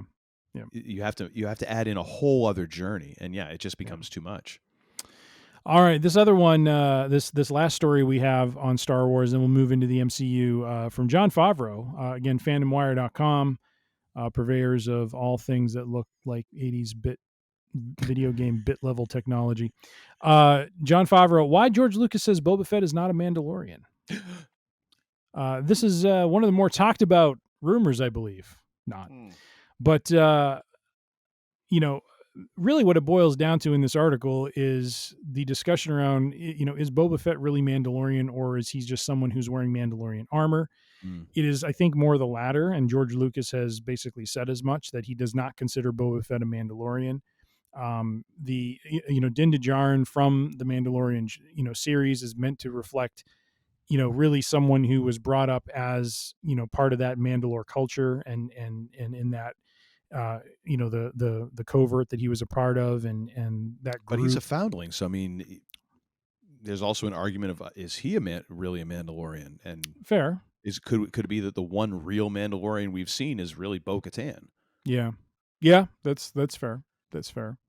The article states, with Jango Fett, that we saw in Attack of the Clones, he already had his armor. He was a clone. He took on a clone son. It's implied that he, created or passed along armor to him, that, later Boba used in his bounty hunting, that he was doing. And so, really, I think the article is just kind of making the case for why he wouldn't be considered one. Favreau in the article makes a claim that maybe, much like Din Djarin, Boba Fett could have been raised as a Mandalorian, could have been a foundling as well, much like you were saying. But, from a canon and lore standpoint, it seems like he is more just a possessor of the armor than, one who follows the creed, so to speak. And quite honestly, in The Mandalorian, we kind of saw that, there wasn't a huge, draw for Boba to reconnect with the Mandalorians as a people. No. He was pretty content, reclaiming his ship and kind of getting, and really kind of establishing himself on Tatooine as the daimyo of that area. And so I think, I think there's something to that. And, quite honestly, it doesn't mean that everyone who wears that armor has to be part of that culture. It could just be, you're gifted or awarded that for some, reason. And, in his case, it was from his dad. So in my opinion, he's always going to be a Mandalorian. Yeah. If only just because that was how the intro was in the OG trilogy and how he was kind of explained in a way. So it's just there in my headcanon forever now. And I know rationally, as with a lot of headcanon, you can think like, oh, well, it's been disproven by da-da-da-da-da-da-da. And I'm sorry, folks, I'm over 40. Some of those synapses are just really hardwired in and they ain't changing. Whether I want to or not, like I just revert back and I'm like, oh, of course he's a Mandalorian. No, he's not. Oh. But. Well, and I in our show notes, I kind of tongue in cheek wrote this as, one of the more heavily debated topics, but it's really like, is this what we're really talking about, folks? Like, does it really matter at the end of the day if he is or if he isn't? Yes, it is. The Scruffies have probably done an entire episode on this. Well, quite possibly. We'll have to bring Jimmy Dice on. They might have done a 3-episode series on this, honestly. Well, maybe we have to have Jimmy Dice on to adjudicate. That would be great if like the British contingent like actually brought out like the barrister wigs and the robes to for their portion of it. I think that'd be good. Your Honor, the right gentleman has made an ass of himself. Bully. All right. I think that wraps up our Star Wars section of this Real Week in Geek. We have a couple more stories, and then we're going to wrap this sun gun up. But from the MCU, And something that I think Uncle Todd can get on board with. Hawkeye season 2 has been greenlit. Jeremy Renner will be a part of it, but there will be a new character introduced, and I'm wondering if we're this close now to having a series, The Adventures of Boba and Ed Fett. We will see. We will see. Ed Fett of the accounting practices in parts unknown of somewhere in West Texas. Somebody's got to keep track of the write-offs. Somebody has to keep the ledgers. Someone has to reconcile. Someone has to come to Boba and say, we've got payables that are out. I have to ask, though, when you're in the creative meeting on this season 2 and you're saying, look, we're going to give Clint Barton a brother. Yes. Is Barney the first name that comes to mind when you think of what to name the brother? I meant to look at this. So Barney Barton. Yes, this is an actual character. Sounds like a jobber from the 1980s WWE. It does, but this is an actual character from the comics. Barney Barton is a character appearing in American comic books published by Marvel Comics, blah, blah, blah, blah, blah, blah. He's the older brother and recurring antagonist of superhero Clint Barton / Hawkeye. Apparently, he's called Trickshot. So another Archer, because you know them arrows run in the family. It is a tragic alliterative name because we know that comics love alliterative names. You know, it is terrible, but Double B. Hopefully, you know, maybe Neil Patrick Harris can come along and tell them to suit up. I don't know. Could be. I mean, hey, why not? I mean, the fact is, things are going to change with Hawkeye, anyways. I mean, Jeremy Renner, good God, it's just great the fact that he's alive and the fact that he's moving around and is able to do as much like physically as he can. Is wonderful. I mean, in a way, a kind of a stroke of luck that they have kind of geared the Hawkeye character already into this area of, hey, guess what? I'm the one guy on this, you know, my superpower is I don't miss, but I physically, I am beat all to snot. Yeah. In addition to being middle-aged, which already beats the hell out of you. So that's good. I was a little concerned that they weren't going to have Haley Steinfeld's character, but apparently that is in the plans. So that's kind of exciting. I mean, hey, whatever you have to do to give Jeremy Renner a little bit of rest and to not have to do as much stuff as possible as he's done in the past, I'm all in favor of, because I do think he brings a very unique character and flavor to the MCU. That I think is necessary. Like, there is this weird sort of vibe with him that just works in amongst all those other folks. So I mean, I'm okay with it. God, I wish it wasn't Barney. I just wish it wasn't Barney. That's the one thing. I do get hung up on that. Yeah. Ed Fett is a better name than Barney Barton, but oh well. It is. And by the way, this article is from InsideTheMagic.net. This tends to be a little clickbaity. Oh my gosh. The first like 2/3 of the article that were essentially and let me recap all of this stuff. I'm like, oh, this has got to be AI. Yes. I know this. Tell me exactly what the specific story is about. Yeah, I read like the first paragraph and a half and I started scrolling. I'm like, all right, when am I going to see something new?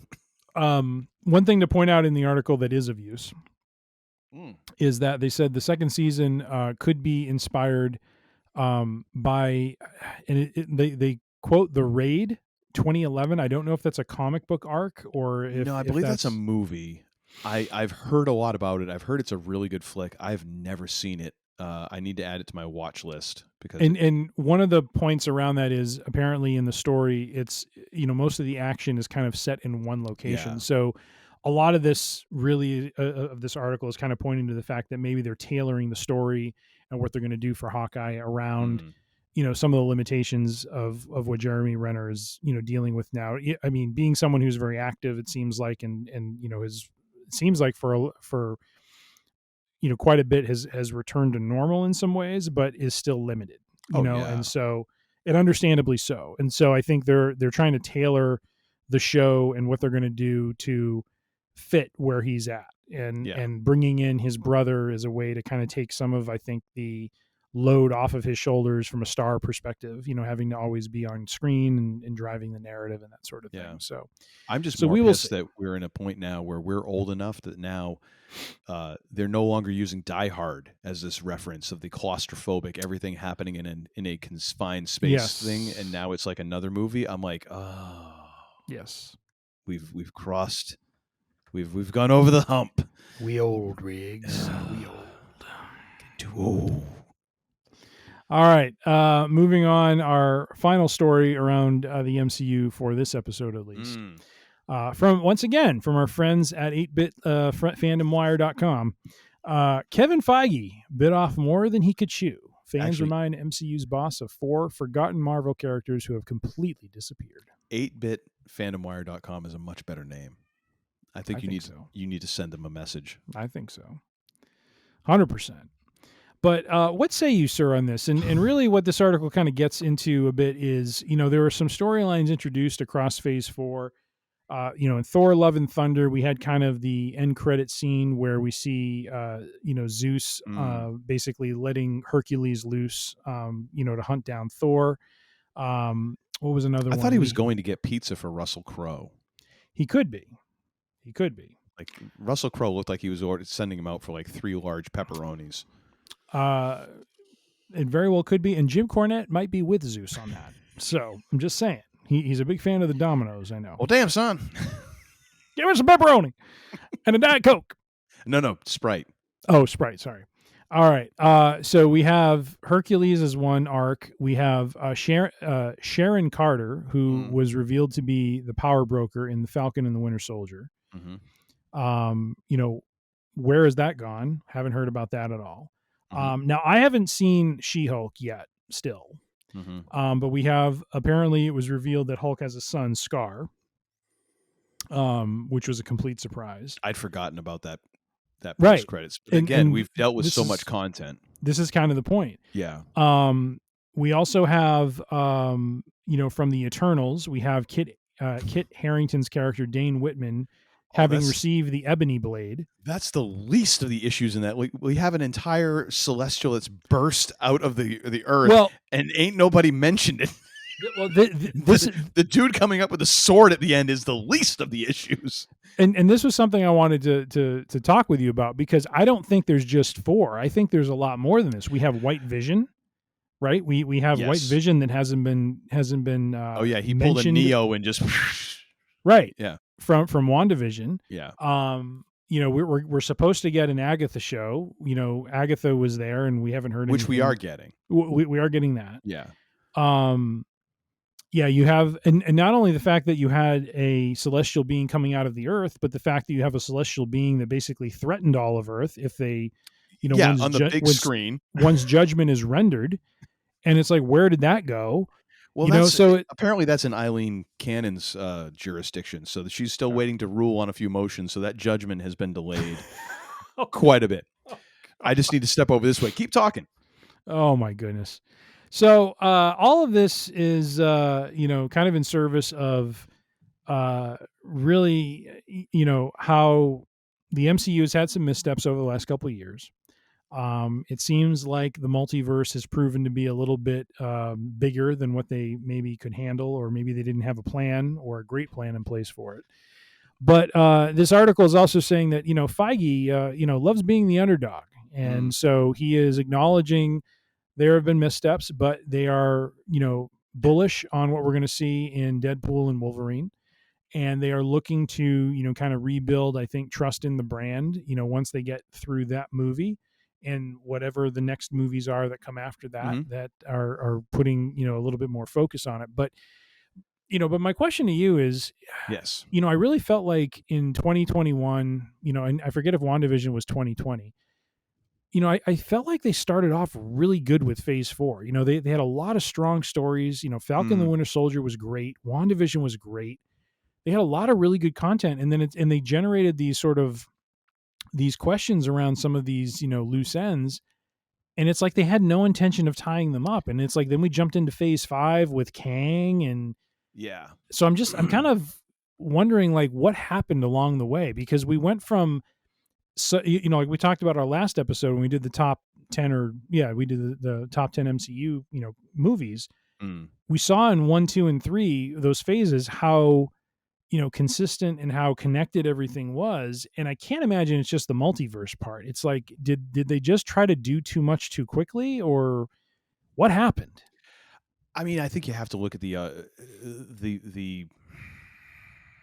simple and from a geeky fan point of view, maybe the most uncomfortable. They got lucky a whole bunch, and now they're reverting back to the mean that we saw, like all the above average stuff, and now we're seeing the stuff that's going to make the above average stuff the above average stuff. We're now seeing the lower part of the bell curve, if you will. Yeah. I don't know if that's true or not.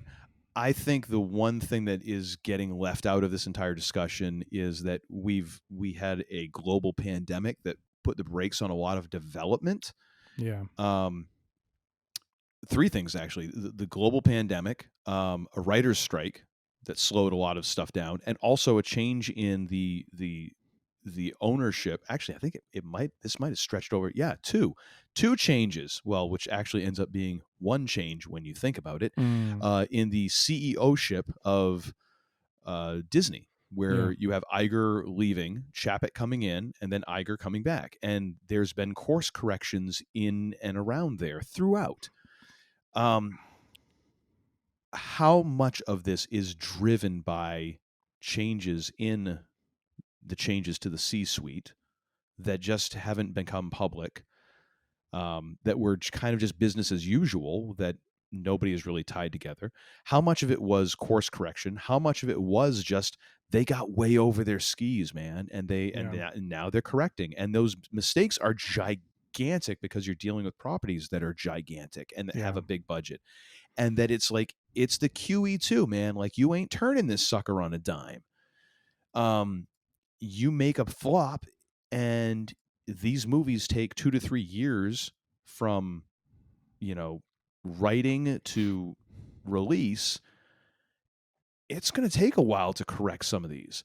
Mm-hmm. The other thing that I think is really funny here is just how clickbaity this article is, in that they're pointing out four things. Four, like horsemen. And like, oh my gosh, these four things that are hanging out there, and we don't know what's going to happen. And then they immediately, 50% of them were like, oh, and by the way, this is likely to be followed up in this. I'm like, so really, two things. Really, two things, because the other two things you said you're gonna do. Yes, suspect. Like, I mean, come on. I think that's rather hilarious. And also just, but what do you expect? Everyone's trying to get the clicks. But no, I mean, mistakes were made. No kidding. Like, Eternals. Yeah, there's a lot of hanging threads, and some of them, folks, you're gonna have to get used to it, because they might just hang. They might not be followed up on. And there's been a lot of course correction in terms of the MCU, in terms of how much content is out there, and what they're going to do with it, and how they're going to direct it. And, you're not going to get a big public apology for a lot of it. You're not going to get someone coming out and going, okay, this is how we're going to explain all this stuff. Like, no, they're just going to move along. Get comfortable with it, folks. Like, they went too far, and now they're reining it in. Okay, fine. Eternals is really like the fount of all things. It is the movie that is the most WCW of the MCU movies, where it's like, just forget this ever happened. Yeah. It's like Lost in Cleveland. Like, this never happened. Do you understand? It never happened. But yeah, it's crazy to me. When you think about phases 1, 2, and 3, it's crazy to me to think about how nothing from the Eternals has been woven into any of the content that's come since that movie came out. Well, but because you have to wonder, like, what was the follow-up, and then what changed? Because the Eternals, was that just before COVID? No. That was just after. That was probably just as we were going back, because I remember going to the theater to see it, but I mean, what was just getting back to going out again? Yeah, what was then going to be the follow-up? Because the fact is, like, if that's just when we're coming out of COVID, like, you're then, like, everything's stopped. Like 2 years, you're essentially. But so if I mean, you're that's Marvel, going to like, create a lot of downstream problems. You know what I right? mean? But if I'm them, like, why would you put the Eternals out and not have a plan? Well, dude, what are to you going to do? incorporate them You're just later? gonna, Because like everything they did in phases 1, 2, and 3 eventually all kind of connected up and hooked up together. You know no, what I mean? and guarantee. Believe me, I understand what you're saying. What I'm saying is like you have to account for the fact that all of those decisions were made years before. Then during COVID, things change. You don't know how things are going to go. Eternals comes out, and then you realize like, oh, the world has changed. This might not be what we're doing. And you start making other corrections, and all of a sudden what your next step was going to be, you're like, no, we're not doing that. Well, can I challenge that though? Well, okay. Why would COVID though change their plans that way? You know what I mean? If they do WandaVision and like one of the outcomes is we're going to create White Vision. Yes. Right. But why would the pandemic change what they were going to like to me? It's like they almost didn't have a plan for what they were going to do with that character, because we haven't heard of that character since then. Totally. No, and I understand. So that's why I'm trying to understand, like, when you do something like the Eternals, which to me seemed like a pretty big step in the phase, given the levity of what that group was supposed to bring. And knowing, you know, and I get it, the movie didn't do well, so maybe they're responding to that. But it's like, regardless of how the movie does, why wouldn't you have tried to weave them in elsewhere? It just seems like all they're doing are these really disparate like storylines, and nothing is bringing it all together like we saw, you know, in the first 3 phases. But, well, I think that it's a combination. It's not one single thing. So yeah, there's probably things that got left out. You know, stuff happens along with the changes and the course corrections that are happening. And then more stuff got left out because you're like, oh, we didn't have a great plan for that, which happens. I mean, listening to, like, going back to one of the favorite things in our lives, Tim, one of our binkies that we go back to, BSG, man, Ron Moore and David Icke. I think it's David. I think so. The producers talk about the fact that the things that they connected later on, they didn't necessarily have a plan for. It's not like they were like, oh, here's a plan for 4 seasons. They connected dots, and they were like, hey, how can we connect these dots? And then that, you know what, you're never going to get an answer for that. I think that happens on a larger scales, obviously. So there was probably stuff that they didn't know exactly, and they're like, we'll figure it out. And then everything changes, and they're like, yeah, guess what? We're never figuring that out. Or that's going to have to wait an awfully long time. And I think that along with the swirl of those other 3 factors, you know, C-suite changes, COVID, all of that stuff, it's going to be real hard. You're literally going to need like the conspiracy theory, like red threads going everywhere to really explain what's happening. And I'm actually looking at my screen, so I see you sneaking up on me this time. Yeah. Good try, though. Good try. I barely heard the door, but I heard a little click. I'm like, I'm going to focus on that part of the screen right there. So how are we doing? Did we get our homework done? We ready? No? Well, hey, can't get everything. Do we have jokes? Unfortunately, I don't have any jokes. No jokes? What was the one that you? What was the one that you had the other day that was really good? Okay. No Kalen's Comedy Corner tonight. All right, but anyways, you should at least say, you know, hi to all your fans out there, even if you don't have a joke. You definitely have. You have more fans than we do, honestly. She's propping up this whole show. You are. You're propping up the entire show. 2-hour show. Hi.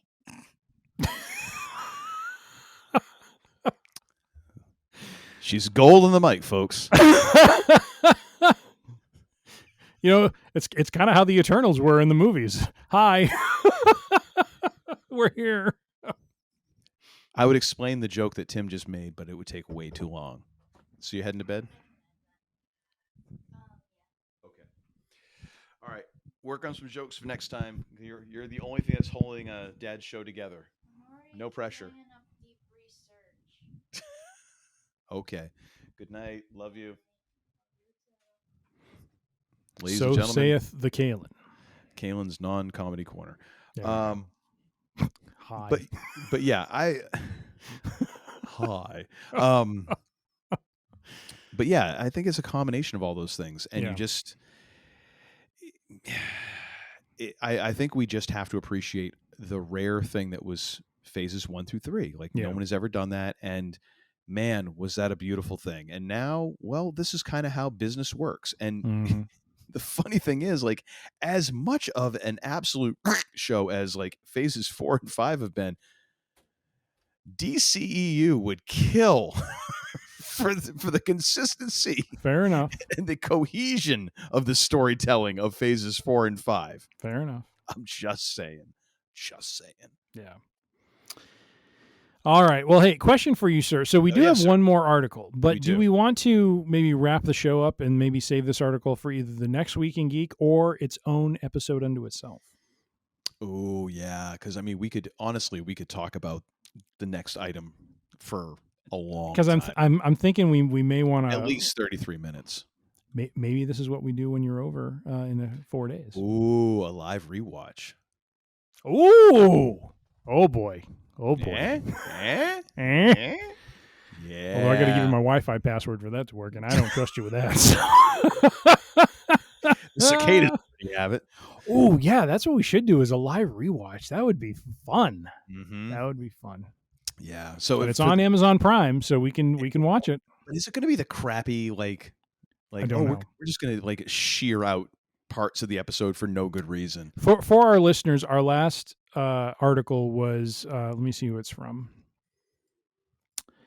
Collider.com, but it was an article really discussing why BSG episode 30 the BSG episode 33, which was really the first episode after the pilot, is still a perfect hour of television. It is. And I fear that Uncle Todd and I are going to go down the rabbit hole if we start this now. And by rabbit hole, I mean 45 to, longer. So, easily. If you haven't, it's not even just one of the best hours of television. It is like one of the best. It really is the pilot, even though the miniseries was the pilot. This does so much heavy lifting. It ties back to the miniseries. It launches everything else. It puts you in like such high stakes. It does something that you don't see all the time on TV, like in a series. Like it gives you so much insight into the characters. It takes the characters to this breaking point where you learn even more about them. Like, oh, so good, so good, so good. So, yeah. Oh, I'm sorry. I forgot where. But as we have alluded to, Uncle Todd will be making a trek out to the Chicagoland area. Will. And so we may have to do a record, record an episode and watch the show and talk about it as we watch it. And let's see how that works out. Let's see if we can pull that off. I think we can make that happen. Yeah. But so by the time this episode drops, actually, I should be at least vaguely in the vicinity of Chicago.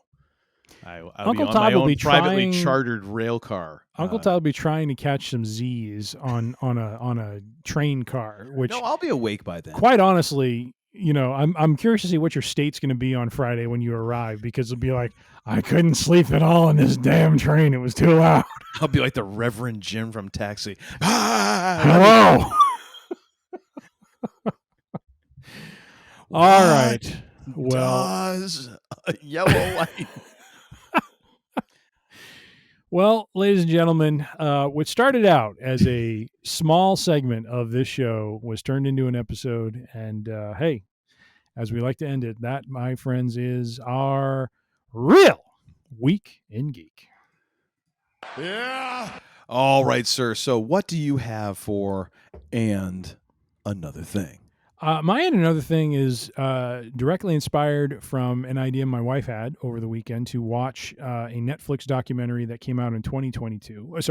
A documentary that is running on Netflix now, but it came out in 2022, called Butterfly in the Sky. And when you hear the title, you're saying, what the heck is that about? Well, if you grew up in the 80s, as I did, and the 90s.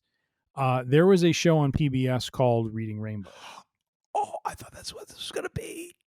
And it's a documentary that is about how the show came to be, how they landed on LeVar Burton as the host, really just about everything about how the show started and had its run and then came to, its unceremonious end in 2006.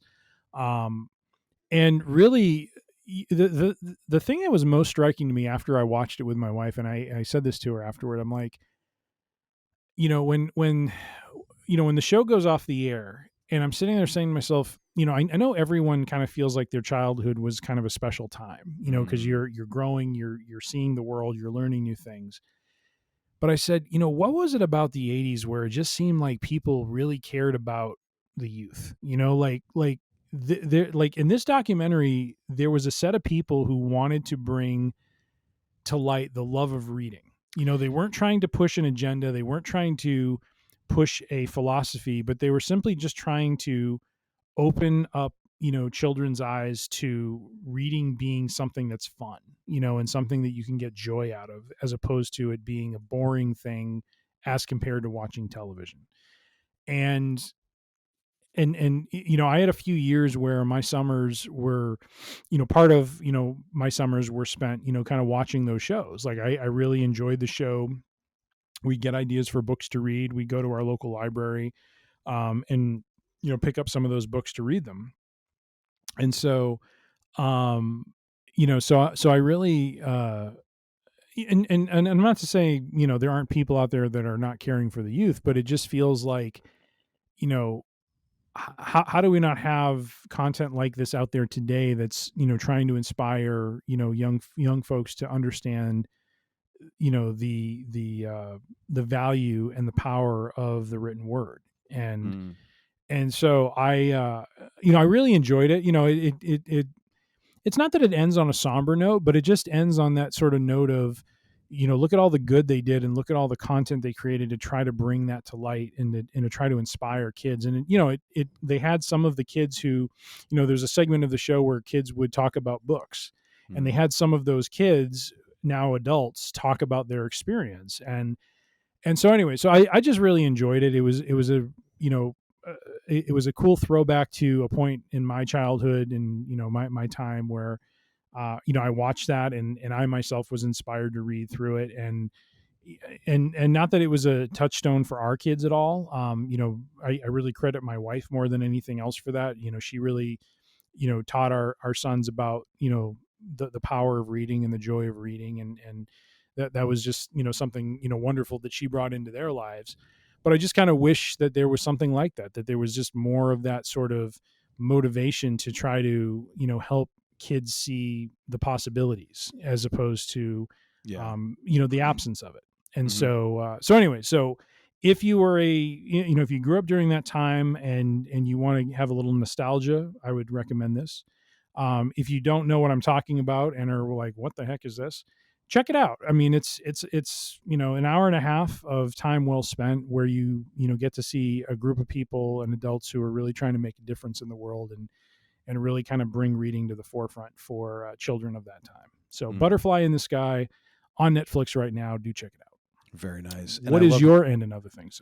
Well, first of all, just to comment on yours for a moment, I just love how LeVar Burton has come out, with all the things that have happened in the years and book bannings and all that stuff, has come out as almost like one of the most like underground badasses. Like, yes, when he talks about stuff like that, I just, oh my gosh, it's great. Because absolutely, I was not an avid Reading Rainbow watcher. I watched it every so often and I was aware of it. And I'm aware of its impact on people. I was a reader from a very early age. So, I mean, I hesitate to say I didn't need Reading Rainbow in the same way to get interested in it, but I think it certainly had a huge amount of value. Like, I was just reading as soon as I could kind of start reading stuff that was above my age level, I started to. But I think it was a fantastic thing. And your choice for this actually changed what my choice was going to be. I will probably use what my choice was going to be for our next show. But what I'm going to share with everyone this week kind of relates to that a little bit. And it started out as something that I wanted to watch for like 10, 15 minutes because I figured it was going to be lame and I would just fall asleep after the thing that I was really impressed with. And then I ended up watching almost all of this and realizing it was getting around 1:30 in the morning, and I desperately needed to go to sleep if I was going to be functional the next day. My and another thing is Hot Potato, the story of the Wiggles on Amazon. The Wiggles. Dude, I had a love-hate relationship with the Wiggles. They were just... we fought against having Barney in our home. The Wiggles kind of we snuck or in. you? No, me and my wife, and then my mother-in-law managed to sneak Barney in through like gifts and stuff, and then we had Barney in our house. But the Wiggles kind of snuck in and were this kind of weird thing where I didn't hate it. Yeah. It wasn't like Caillou, which I was like, oh my gosh, just get this off of my television. Caillou, oh my God. That's the work of the devil. Rosie. Thank God we did manage to put up the deflector shields on that one. Oh man. The Wiggles came in and it was sort of like, okay, this is kind of weird. Yeah. And odd. And then all of a sudden they'd have like these, like I remember like Leo Sayer, who did the "You Make Me Feel Like Dancing." Like I was like, dude, this guy's legit like one-hit wonder. Like what the hell is he doing with the Wiggles? You know, he's like Dr. Leo on their show. I'm like, this is weird, like the Australian dudes. But it's funny. I started watching this and like I kind of knew a little bit of the story. So there's like three guys who are preschool teachers. And I think that one of them had just he wasn't actually working as a teacher. He had just graduated or something.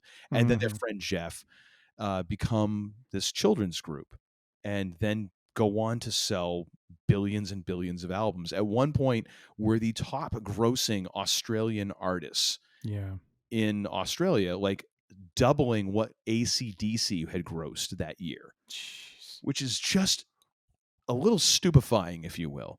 No kidding.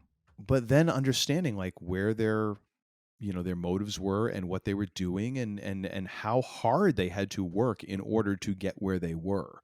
And then also some of the stories behind it. And I don't want to tell all the stories because the documentary does a wonderful job of like telling those stories in their own time and sharing them. And there's moments where I'm like, I really did not plan on crying at midnight on a Friday, but yet here we are. Like I did not plan on weeping openly during a Wiggles documentary, but yet here I am. And my cat's looking at me like, oh crap, he's finally gone around the bend. I guess I'm going to have to count on the backup human to feed me now. But it's really well done and really, it's inspirational. Like it does. I watch that and I'm like, God, I want to make the world a better place. Yeah. And even to the point of like when they did during COVID, there was a radio station in Australia that is apparently a huge deal where they started doing these things called like a version, and they were having bands cover other stuff, sort of like I think what was it? The Onion AV Club did their like the thing where everyone had to choose covers, and so they asked the Wiggles to cover a song, and so they chose "Elephant" by Tame Impala. And they're like, okay, this is great, but it still has to kind of be like Wiggles. And so they ended up mashing up "Elephant" with fruit salad. Jeez. And it works. And then it ended up being like so there's like a Hot 100 or top 100 songs of the year that people vote on in Australia for this radio station. Wiggles were number one for that year. Like they got the top song, and apparently this is a gigantic deal in Australia. And I was just like, it's so one of those things where you're like, this is so heartwarming because like who would have fracking figured this would be a thing? Yeah. So overall, just a fantastic documentary and wonderful, and really kind of gives you some insights into the ups and downs of that group and like what they had to do and like all the dynamics of a band and a Broadway show and everything. So dude, if you had kids or you grew up on the Wiggles, and the fact when they brought the original Wiggles lineup back together, it's like they brought the fracking Beatles back together. People were out of their freaking minds. Yeah. And it's like all people over like 18 who were at the show. There's like no kids. It's like all people who like grew up in the Wiggles. They're like, yeah, fruit salad. Like, oh my gosh. But it's a great documentary. Highly recommend it. So Hot Potato, the story of the Wiggles. You can check it out on Amazon Prime. Very cool. Very cool. I'll have to check that out. Well, ladies and gentlemen, thank you so much for tuning in. We do so appreciate it. It's awfully boring if nobody listens to this, although quite honestly, we would still get together and do this and sip bourbon because the hell else are we going to do? Well, I mean, Tim's going to grill steaks. Yeah. I mean, he'd be I almost had 2 New York strips tonight, but I settled on 1. Dude, the weird thing is, like, I found that for me, so New York strip, not like the most glamorous cut of meat, right? I mean, it's not like the most highly priced steak, right? I don't think so, right. But it is, the marbling with the fat, the cut of the meat. I mean, it is a good steak. Like when you cook it medium rare, it is one of the more delightful things to have. Well, for the folks who don't like a fatty steak, which is me, I don't like a real fatty steak. But for me, the weird thing is, like, I'm either New York strip or filet. Like filet mignon. I'm the same way. Yeah, I do a filet if I don't do a strip. Yep, 100%. For some reason, like, even though filet, again, like, I know there's some marbling, I know there's some fat, but for whatever reason, it's not in a way that, like, my wife loves a ribeye. I can't deal with that. Like, there's just too much. I'm like, it's like I'm gnawing on. Like, just give me a chunk of fat. No, thank you. Anyways, where the hell was I? Oh yeah, thank you for tuning in. Tim said we were going to be done in an hour and a half, and he knew that was going to activate my sense of overindulging. I try, people. I really try. You didn't try. You just activated my Cylon sleeper cell diode, and here we are. A little snug. Did I send you the thing where somebody had actually put, there was an article, and it was like, Steve Austin, cat dad, is the best thing to happen to the internet this year. And it has a picture of Stone Cold Steve Austin with his barn cat Poncho and his new kitten Lefty, all snuggled up with him. I'm like, nice. Did he call the new cat Lefty? I thought he called him Macho. Oh no, he did Macho. That's right. I'm Macho. Sorry. Yeah. I thought it was going to be Lefty 3, but I think they were like, you know what? Let's not do this again. Here's what I thought was just hysterical, and it's like you can't take the wrestling out of the wrestling. But when he it was a somber post that he did when he talked about, they ended up finding this feral cat that would come into his barn, but was, I think friendly with him and stuff. His name, he called him Lefty. Yeah. Passed away, unfortunately. And he was sharing that with folks on Instagram. And he was talking about how Poncho's taking it hard because I think Lefty and Poncho were buds or whatever. But here's what I love what Austin says at one point. He's like, yeah, Poncho's taking this really hard. He's selling it, baby. He's selling it. I mean, like, I love how he still has to work in the wrestling jargon into the whole thing. He's selling it. You do that. Like, you communicate in that language long enough. It's just the way it works, Absolutely. Yeah, no, totally. And that's, I mean, I like drink to Poncho. Oh yeah, to Poncho. And to Lefty. I mean, and to Lefty and to Steve for being such a gentleman to the cats. He clearly has a soft spot for him, and it's a very entertaining thing to see. This brute Stone Cold be totally like the soft guy with the cats. Oh yeah, it's hysterical. Oh, and he posted a video of him like doing some SSB squats. Oh, so have you seen I hate the SSB. I know you work out and you lift and stuff like that. Do you do the SSB at What all? is SSB? So it's the bar, and then it has the things that come across here, so you can It's like a yoke, basically. Yeah. Yeah, I've done yoke, not squats. I've done I think he called them good mornings or something like that. But it's basically like where you're really just bending to work the hamstring. It's like a top loaded Romanian deadlift. Yes, and those are brutal especially when he puts weight on the. Like, I do the yoke with no weight on it sometimes. Whoever named that good morning, that is like the worst misnomer of a name ever. It's like bad whatever part of the day it is. but I saw Stone Cold squatting, I believe, 3 plates each side. Jeez, with the SSB, and I'm like, that's two bad knees in his 50s. That's a bad mofo right there. That is. I dream of doing that. I mean, good God. Just crazy. Anyways, I was saying goodbye to folks. Thank you. You're trying to do the wrap up here, sir. So off you go, like the cicadas that won't go away.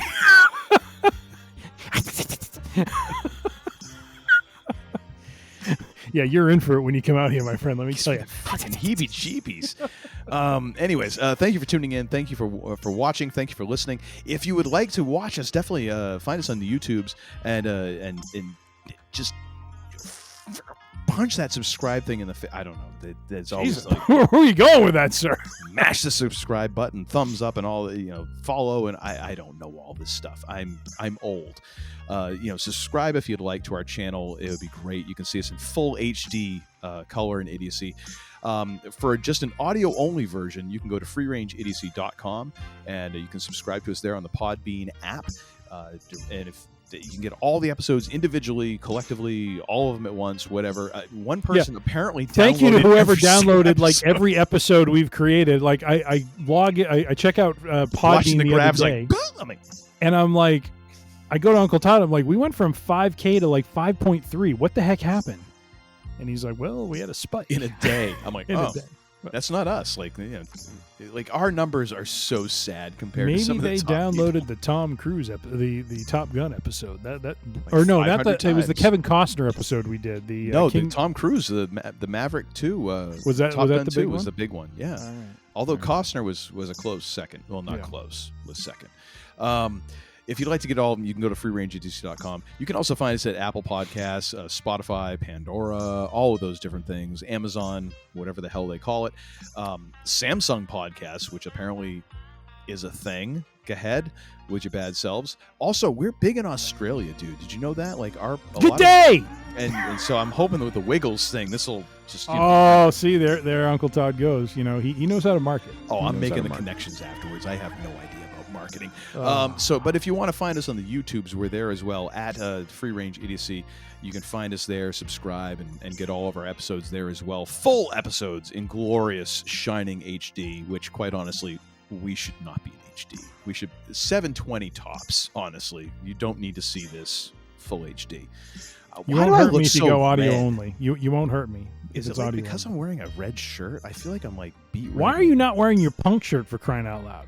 It just got washed. Anyways, if you have any thoughts, concerns, or thoughts on what you'd like us to talk about, send those to tim@freerangeidiocy.com. You can find us on the social medias. We're on Facebook, we're on Instagram, we're on the YouTubes. All of those are at Free Range Idiocy. And now, ladies and gentlemen, I'm going to hand this show over. Well, I mean, I'm not really handing it over. He's been in control the whole time.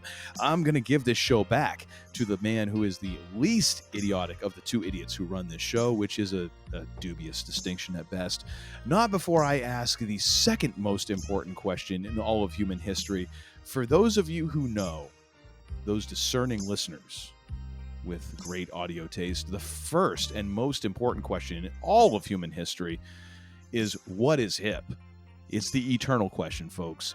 Tower of Power, go look it up. Listen to all its versions. Watch the video on YouTube. See the Lenny Pickett dance. You will see the light, just like those lasers. The second most important question being, what in the high holy hell did we learn this episode? Besides that cicadas are taking over Illinois. We have learned the following. We have learned that the cicada sounds like this. It's like the worst impression ever. You know, the only solace I take is the fact that it's got to sound better than that. Yeah, it probably will. Spine chilling. Although I am hoping one dive bombs you when you come out, and so you can understand the ugliness of the sound they create, because they are ugly. I'm glad that you're putting me down in your basement. So in all dimensions. I'll have the rats there to fight them off. Well, It'd be like a battle royal. Part of my job over the weekend was getting the rats out of the basement. So. I'll be doing color commentary. Get out of here. Okay. Anyways, dog business about to pick up. That's right. We've also learned that the man they call Tim can turn a simple copy-paste activity into an entire episode, ladies and gentlemen. Yeah! That is how enterprising this man is. So, you are well, that's a fair statement as well. It is, too. We have also learned that King/Queen of the Ring was a quality event. A lot of good action. A lot of good action, according to Uncle Todd, and the man they call Tim will be checking it out. We've also learned that The Acolyte, which will be coming out very soon, will be presenting us with maybe a different storytelling sort of approach. We might be seeing a different, kind of state of the Jedi in terms of how they operate. And all in all, just new, hopefully a new look at, maybe some common, I don't know what to say, some common characters that we've gotten to know over the years with Star Wars. So hopefully we see a little bit different angles of the Jedi. We see an interesting introduction of the Sith, and we will go from there. Kathleen Kennedy, we appreciate her wanting to bring us a little more Saw Gerrera. I'm wondering, where's there more Borg Gullet? Yes.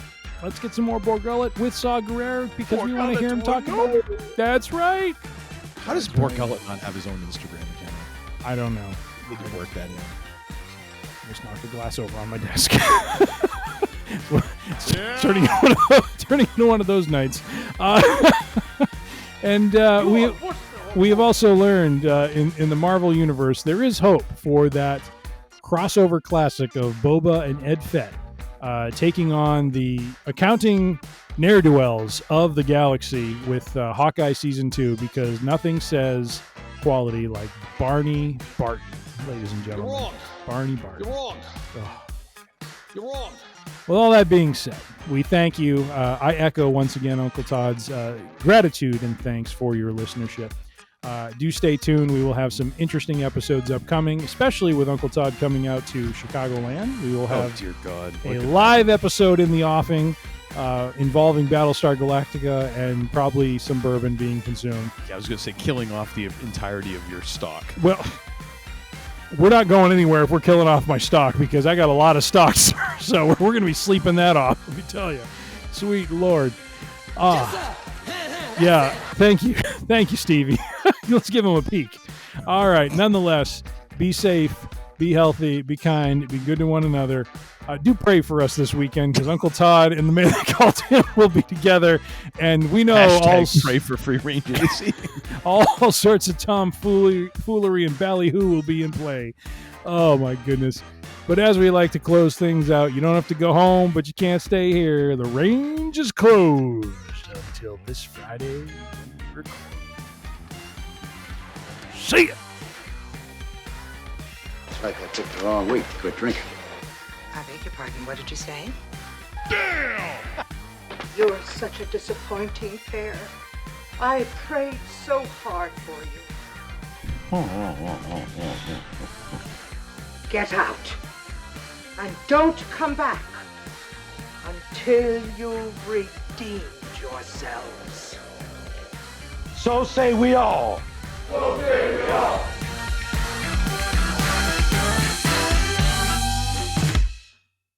Uncle Todd is apparently taking the elevator down. Oh, that hurt my back. I was going to say. That hurt my back a lot. Jon Stewart did that a couple weeks ago on The Daily Show. He did the whole, going down the stairs routine and stuff like that. Mm-hmm. He's like, my knees. That's all funny and stuff, dude, Yeah. until, the last session with my personal trainer, she was like, was that your knees? I'm like, yes. She's like, oh, okay, cool. I'm like, that's nothing compared to your knees, and you're like half my age, dude. Hey, wait till you hear me, rotate my shoulder. You hear all the grinding that goes on there. My God. You're like sleeping on a different level, right? I am, but we'll okay. still, be recording, and I might, have a couple rotations going for you. So, oh, jeez. Can I request we have some closing out music of Cult of Personality? Love that song. Why do you do this to me? Because it's a good time? song, and it's a cool song to end the show with. We started it with it. We should end it with it. Bookends. Come on.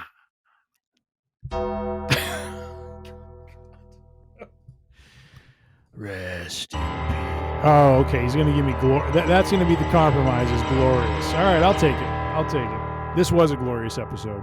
Glorious. Right there, baby. Oh, look. Yeah, don't knock the mic down. Jeez, good God. Kind of took the mystique away. I'll give you that. You almost did the Bobby Roode rotation there, but not quite. Not quite. Now get the hell out of here!